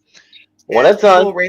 So it's hosted by Nicolas Cage. No, And be everybody's got a quiet. top Be hat. quiet. No, be quiet. You don't get to talk no more. No. So Yay, see you guys. Anymore. thanks, Pa. No. So about 20-something odd years ago, there was this guy from Louisiana named Todd Graves, brilliant man, and he wanted to do a restaurant that only served chicken fingers. And he wrote business plans on it, and he had this whole idea, and all of his professors and the banks, they all laughed at him and said, we're not going to finance this. You got to do it yourself. So he's like, okay, bet. And he goes up to Alaska. He works pipelines and does salmon fishing for years to save up the money to where he can fund his chicken tender place, because that is the only thing he wanted on the menu. He's like, it's just going to be chicken fingers and like a couple of sides, but just chicken fingers. It wasn't going to be like McDonald's or Burger King where they have something of everything. He's just like one thing. Do they have So- a bucket? They have a bucket of normal just chicken, like fried chicken. No, it's just chicken tenders. Oh, It's I not don't like care. Popeyes or KFC or anything I'll like go that. Popeyes then. Seriously. It's fresh. It's always fresh chicken. It's not frozen or anything like Popeyes or KFC or those guys get. But anyway, he comes back down to Louisiana. He sets up his first restaurant right by LSU campus, and the place stays open for like 48 hours straight. It just doesn't shut down. They just keep on working. And so for a long time, it was only here in Louisiana, but now they're like everywhere. So yeah, they do really good chicken tenders. Their cane sauce is the dipping sauce they do, which is phenomenal. The sweet tea is really good. The coleslaw is disgusting, but I just don't like coleslaw. So that could just be me. You know, Raising Cane could be the resurrection of Bob Kane. No, it's not. It's spelled with a C, not a K. What we're actually getting a Cajun Rains. I mean, Raising Canes where we are. Cajun Rains. Casing Rains? That sounds soggy. Raising Canes. Yeah. They're actually building one in my local mall. That's actually yeah, that's awesome. Yeah, they're good. That's actually the other day when I was helping my friend move. That's what he gave us to Later, eat Jose. for dinner. Bye, Jose. See you. But yeah. Later. Canes is delicious. Yeah, that's definitely check it out. It sounds like you went into the thing where they take you on a tour and Clockwork Joe started raising canes into you. Oh my gosh! I worked there for like 4 months, but they give you like the whole history lesson and everything. He's like, I love it so much, but they made me leave. I do love it so much. No, they didn't make me leave. I chose to, because my manager that I worked for was kind of a dick. Yeah, I've been there. That's But Kids, I'm heading out. Yeah, I'm probably. Yeah, gonna it's about bail that soon, time. too. So it's about that time. bring my kids crap. This Saturday on the Comic Book Aficionados, Oh, nice. I will be contributing my usual, not a whole lot because I don't know anything about new comics anymore. But anyway, is that the one that's on at 7 a.m. or 8 a.m. or whatever? what's on 10 o'clock our time on Thinking No. Critical? If you want to check out some really cool shows tomorrow night, we're doing our readings. We got Amazing Spider-Man. I believe it's issue 156. 156. Yep. The wedding of Ned Leeds and Betty Brant, but crashed by an evil villain called Mirage. Anyway, good night, kids. Good night, Breen. Later. Right. We also have Fantastic Four issue 122 with Galactus. So I have done that. So, but other than that though, then then come back on Saturday nights. We'll be doing our Batman and Outsiders reading. And then if you want to spend money here, there's an auction usually around 8 Eastern on every Saturday night.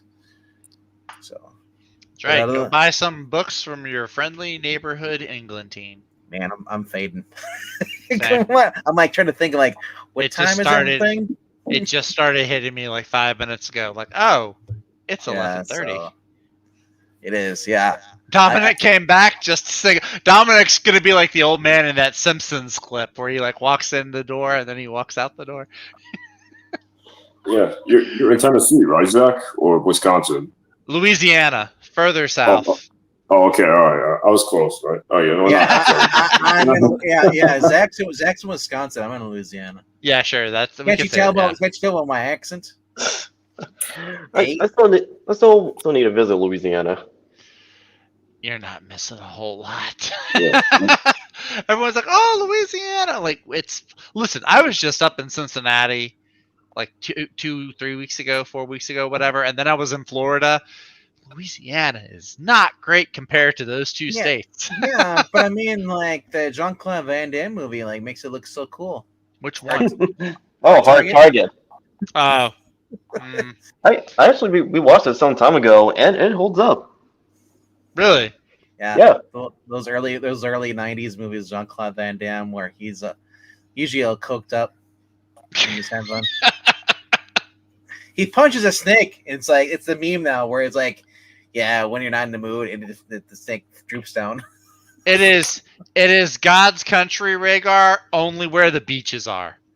When you get away from the beaches, it's just like a slightly less humid Louisiana. There's no way I'd go down anywhere near Florida. You got the anacondas down there. Not the beach. They're not on the beaches. I thought you were going to bring up the Gators.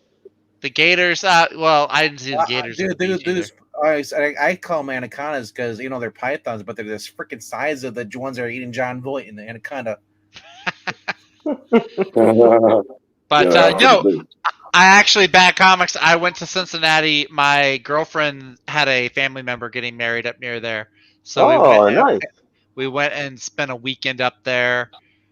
Went to a comic shop that apparently I wasn't supposed to go to because Breen told me later. He's like, "Oh, that shop owner is kind of a jerk." So that was kind of funny. I forgot Yeah, about that. that was kind of funny. But no, it's pretty up there. We were like in the tri-state area. We actually got caught in traffic because there was a Reds game and a Zach Williams concert going on at the same time. Rhaegar, I'm glad that you didn't see anywhere you didn't see any gators or anacondas. But did you see anybody in the bathroom snorting cocaine? Gators aren't that bad if you keep your distance from them. I've seen them in the wild in Those Louisiana. things run up to 40 miles per hour in a straight line for like 5 seconds, and then they get tired. I'm just saying, most people when they say gator, they're not going to zigzag. They're like, oh, because they should. You should zigzag. Always zigzag if a gator is chasing you, because they can't. They're not agile. You zigzag and you're like, they surround you. You're screwed. Mythbusters, they don't hunt in packs. Also, climb a tree. I've seen crawl.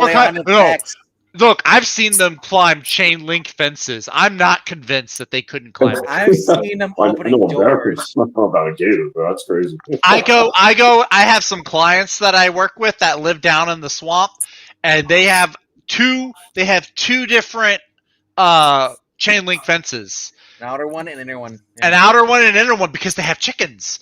And so I just told the guy, I was like, dude, why don't you just make like a hard wood fence with like planks? Because if there's nothing to get their claws in, they can't climb it. But he has these 2 rows of chain link fences. So if a gator gets over one, he usually has enough time where he can see it or hear something before it gets up over the second one. If you just put barbed wire over it, that thing is going to get all caught in it. You could do that too. I don't know, dude. Gator scales are pretty tough, though. You know what I want are those ones they had at the forts. They had like the wooden spikes, you know? Yeah. If he tries to get in there, he just gets impaled on the spike. Yeah. Yeah. Sam Elliott. I read there's somewhat bulletproof, but it depends on the gator or the croc or whatever. Because their skin's so hard, you know. Crocodiles have the more pointed snouts, and the alligators are more rounded. Sam Elliott was in a movie called Frogs? Sam Elliott was in a commercial with Gronk from the New England Patriots. It says, tell me that frogs control other animals and quicksand. What? How do frogs control animals? I've never heard of that. There's the poison dart frogs. I don't think that counts as controlling other animals, though. Wasn't Sam Elliott in Ghost Rider? He was. He was in Ghost Rider. He was also on The Ranch with Ashton Kutcher.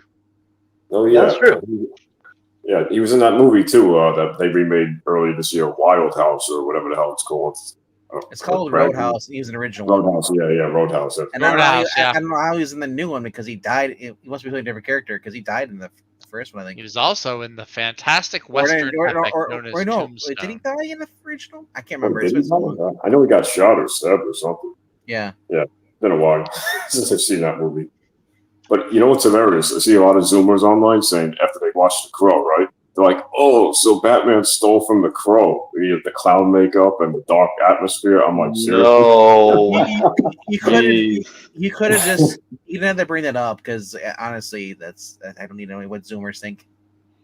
If only they just funny. And quit talking to Pixel.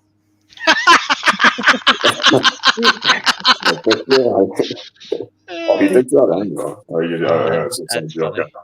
Yeah, Sam Elliott was an Event Horizon. Yeah, that's true.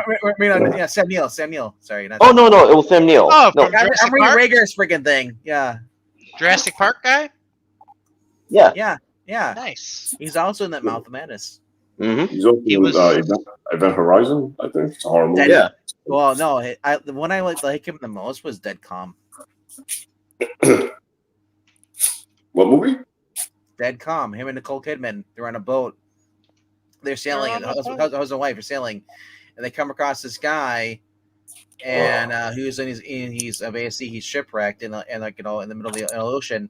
So they let him on. The guy is obviously a creep, and then he's like, "Hey, they come across a boat where apparently he killed a bunch of people on his other boat, and now he has to try and save his wife from this dude." Oh yeah. Yeah, That's remember that movie. There's a great Kurt Russell movie, I think, with called Breakdown or Breaking Down, something with the truck drivers that steal his wife. Breakdown. His wife has been kidnapped, thinking for money, and he goes and he just kills them all. and somehow he doesn't get knocked off when the semi truck his wife is in. Oh, the yeah. bridge. Yeah, I remember that towards the end. Right? It was the longest like 30 seconds I've ever seen of like, and they managed to get out. Yeah, Oh, dude, that reminds me of that movie Duel at the end. You know, where he's pushing the car over and just to get the trucker to like run over it. That was a crazy movie. yeah. I Billy Zane, have that was Billy Zane. That's who it was. I couldn't remember who it was. I was like, you know what? It's so creepy though. Man, I remember it was actually thanks to the Back to the Future trilogy that I was introduced to Billy Zane. Oh yeah, that's right. He was one of the thugs, right? Biff's thugs. Yeah, he was one of Biff's friends. Yeah. Now Rob and I are actually talking about reviewing Time Cop. Oh, okay. Yeah, getting that because that's That's the another oldie but goodie. only thing we did on Extreme Movie Show was basically we did a Time Cop, but it was a watch along film commentary thing, and everybody's like, "Post the movie, show us the movie," and I'm thinking, it says commentary, you dipshit. I so badly want to respond to these people and just like, you know, it's like, are you retarded? You know, and just like I just delete their comments. Are you blind? It's like they go like because I understand it. I understand how it is. If you're trying to look at a movie, you're like, oh, maybe it's on YouTube, and then you go there, it's like, oh, it's an advertisement for a different site. You know, it's like click on this link, you can watch the movie here for free. The ones I don't like, but I mean, like, if it says full commentary, that usually means it's not the movie. It means, and if it is, I don't want to listen to riff tracks. Oh, riff tracks are hysterical though. The right ones. If I've never seen the original movie, sure, but once I've seen it, then I'll go watch them. But I like watching the movie without them talking first. I see. I get what you're saying. Yeah, but well, outside of that, have any of you guys seen season 2 of Hit Monkey? No, I didn't know season 2 was out. Oh yeah, July. Okay. Yeah, and I gotta tell you, much like how a sequel should be made. Season 2 really not only continues where season 1 left off, but also succeeded. Okay. Oh, okay. I was like, if you tell me it sucks, I'm like, well, there goes that one. No. Plus, you notice there's an upgrade in the quality of the art and animation. Oh, nice. Very cool. I was gonna say. Well, I remember when it was announced that Hitmonkey was getting his own animated series. It was a pleasant surprise. When I watched it, it is one heck of a great and fun show, especially when it's made by people who are genuine fans of the character. It was like Archer, pretty much that first season. Yeah, Bryce. Yeah. Style wise, everything, animation, everything. So I'm gonna watch. I still gotta watch the second season of that, and then I just got done. Was that last week? I watched Terminator Zero. MK brought it up. It was like, the anime, dude. Yeah. Dude, that is fantastic. It's good. Okay. It's really good. It's T2 armor. The basically. Cool. It's also filled with unexpected twists, but we're not gonna say it. Okay. And it's getting a second season. Nice. Until Summer Glau shows up to voice a character in it, and then she'll kill the show. Wait, didn't she kill Arrow? No, she was killed in Arrow. She was in season 2. And then the show got crappy. She was Damien Dark came in the next season. He was awesome. I like Damien Dark, but I still think she's attractive. Is that an H.P. Lovecraft film or unofficial? I remember, like I said, The Mouth of Madness. I watched it, and it was one of the most effed up movies I've ever seen. With right? Yeah, it's pretty cool. It's also like one complete mind screw, especially with Daniel's character, who was pretty much put through the ringer. Speaking of drugs, what's going on, MK? You all right over there? No. The camera was up. I thought maybe you're like hanging upside down. Those guys like touch your legs today and they do the sit-ups. Oh, In like on the doorway. inversion tables? Yeah, yeah. No, I was just messing around with the camera. I know my hair is like kind of like Wolverine, kind of a little nutty. I Right? wouldn't say Wolverine. It's more like Beekman. Yo, I remember Beekman. That was my Saturday morning cartoons, man. Your favorite character on that show was the rat. The rat. No, yeah, no, it was the rat. The rat. Yeah, Was, for me, it was the sidekick. yeah, she was kind of cute. Exactly. Beekman, yeah, Beekman's World War. No, Beekman is way better than Bill Nye is the fake science guy. Way better. My parents preferred me watching Beekman. Yeah, you're not wrong. More You know educational. what's great about Beekman? He actually had his own section in the comic or in the newspaper. Really? Yeah, he's in the comic section. He did the jumble words and all that stuff. Oh, neat. Yeah. Oh, I didn't know that. Yeah. So who's the other guy? It was Bill Nye, the science guy, right? I think. Yeah. We just said it. He's not even a scientist. He's an engineer. He's not even a real scientist. No. There are better scientists with like educational TV shows out there that are objectively better than Bill Nye. The bye potty bits. Yeah. Yeah, for sure. He was actually on a baseball broadcast once a few years ago. I don't know. If I can find a clip, I got to send it to Eric BREEN. He was trying to break down the physics of a curveball or whatever, and I'm like, this is hilarious. This guy doesn't even never played baseball. He's just like, it was hilarious. You're like, what? Okay, so I understand him trying to break down a curve fastball. It's like Angel Hernandez trying to call a ball when it's a strike, and a strike when it's a ball. Oh yeah. Yeah, like the worst umpire in history. Yeah, It's like it's just Bill Nye is he's not a science guy. They try to say he's a science guy, but he didn't do anything. Yeah, he actually gives the field of science a bad name. Better than love, a bad name. Yeah. Actually, I mean, one of these days I want to see Bon Jovi live in concert before they retire. Although, speaking of bands retiring, I actually learned that one of my favorite bands, the Electric Orchestra, they actually visited California, and it's part of their farewell tour. Speaking of retiring, we were getting ready to go to bed. I stand corrected. Separately, not together. No. Yeah, yes, sure. I didn't Yeah. know that we needed to emphasize on that, but yes. what time do you guys stay up? I go to bed at like 7 a.m. usually. Oh no, No, those days are far behind me. Oh, so you're a night owl. I'm usually in bed an hour ago these Hey, days. us Central boys, we like to go to bed early, okay? 11 o'clock is pretty much it for me. Sleepy as 11 weak as o'clock is actually the latest. My neck of the woods. Yeah. Good night, Admiral. See, everybody's leaving. Ahoy, or opposite of ahoy. You guys ever visit New York? I mean, we won't get killed by any animals and may get shot, but I'm kidding. I've been to Chicago. I've been to Milwaukee. I don't need to go to New York, and I'm not gonna try and do the trifecta. I've heard they have good restaurants in New York. I have Oh, heard. yeah. I have not been mugged in Miami or not Miami, but Milwaukee or Chicago. Why would I risk going to New York?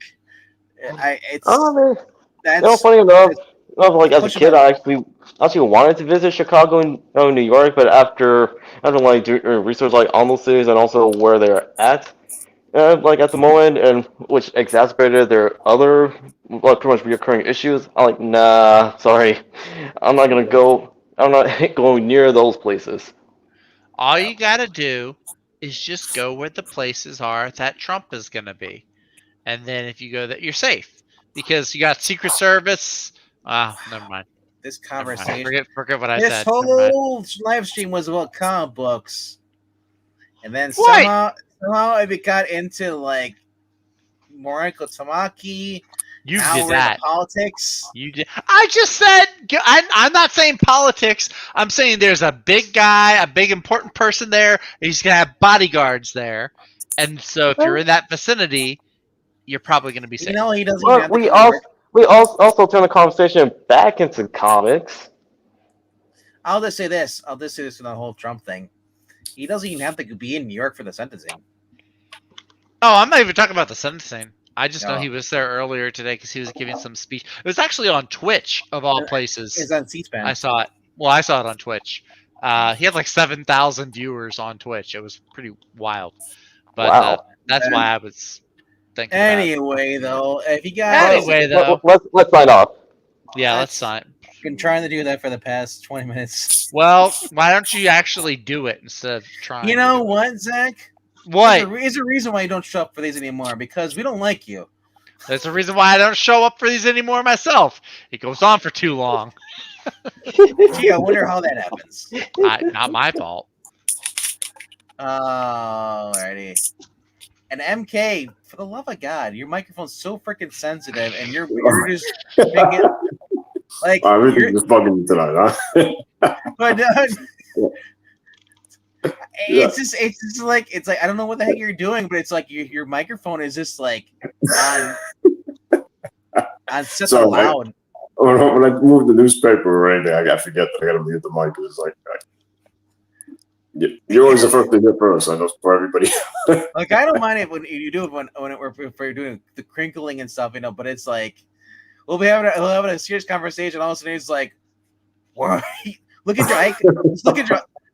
If you look at your icon, how it makes the noise the louder you are, and you're not even talking, and all of a sudden it's like spiking, and it's like what the heck? Well, when that happens, that's the sign of a very powerful microphone. Yeah, like I remember it was 2 weeks ago when the garbage truck like went down the block from me, and everybody heard it. Are you on your laptop? Oh, no, I'm on my phone today, so I don't know. Okay, that's probably why it has a better, I guess, microphone. Yeah, I know. So last few times I went on my laptop, nobody said anything, so I'm wondering if the mic is like really sensitive on the phone compared to the laptop. Might be if it's a newer phone. But the garbage truck like that was on my laptop, and I was upstairs in my window, and freaking garbage truck like a block down. Jeez, like they could hear that. You might need a thicker pane of glass if you can hear the garbage truck going the window. I mean, to be fair, they're all loud as hell in New York. You know, like you could hear it. It was like for like 10 minutes. You guys just have conversations and see out the window. What's up? What's up, bro? What's your name? Tony. Tony! F you, Tony! I love that video. Yes! F you too! Yeah. What time do they pick up garbage with you guys? Like here, they do it from like 2, 3 a.m. sometimes, crazy times, you know, depending on the day. Mine's like around 11 o'clock in the morning. 6 a.m. Yeah. Okay. Well, 6 a.m. is pretty early too, but mine's every Wednesday. Yeah, we're at like 11 or 10 a.m. You know. Yeah, here it depends on the neighborhood. You know, for some reason I don't know why. You know, varies. You know. Someone needs a good mic, but I forgot who it was. For the longest time, it was Dominic. Dominic's microphone just cut out. You know, his original microphone. Whatever you guys. I forget whose mic it was, but whenever someone was speaking, because I remember Dominic was on the headset, and then the battery kept dying. Yeah, but now I got a better one. Yeah. But there was somebody who sounded robotic. I don't remember who it was. Every time they were like, you know, like every time they would speak, it was like kind of fading. I don't know. It's like that robotic voice. I don't know. I got to talk to Englentine sometime. My AI voice. You know. Hello, VENKMAN. Hi, Zachary. Today is the weather channel of the hour. We will have lots of discussion. You see that? Homeless are making noise at 2 a.m. Then it's the scrappers at 5 a.m. Then actual trash men at 7 a.m. Actually, my trash men show up at like 4:30 in the morning. My trash men don't play. They get here early. Well, I believe it. You're probably one of the first stops then. Maybe. Because, yeah, they show up at mine and it's like around 10 o'clock. And it's like, I know, I plan to go. I'm like, okay, I can go to bed. I can wake up at the last minute and just take the trash out. Oh, yeah. I remember when Zach used to have the beard. He's rocking the beard for a while. Yeah. Scrapper? Yeah, the beard is gone. The beard is no more. It's okay. Rhaegar, a scrapper is someone who goes around collecting the metal, like and he takes it to the scrapyard and gets money for it. Really? Yeah, it's a metal scrapper. Yeah. Oh, okay. I don't think we have those here. A lot of those guys on YouTube go magnet fishing when they find metal stuff. A lot of times they know somebody who actually will come pick it up with a truck and then take it to the junkyard and actually will just recycle it for money. So interesting. Nothing good ever happens after 12 a.m. Chris Rock. True. Probably. Also, I'm pretty sure there was an episode of How I Met Your Mother devoted to that. I don't know. But, I know why Zach did because of the girly, right? Yeah, chicks don't like beards. I know, at least a lot of them. No, my girlfriend keeps wanting me to grow it out. Older women in their 40s like Really? guys with beards. I just keep shaving it to spite her. She wants me to grow it out. There, But I'm like, I think what it is a lot of older women don't like guys without beards because they look kids. Yeah. Yeah. Every time I go to the barber shop, I always get a clean shave. Wait, you go to the barber shop to get a clean shave?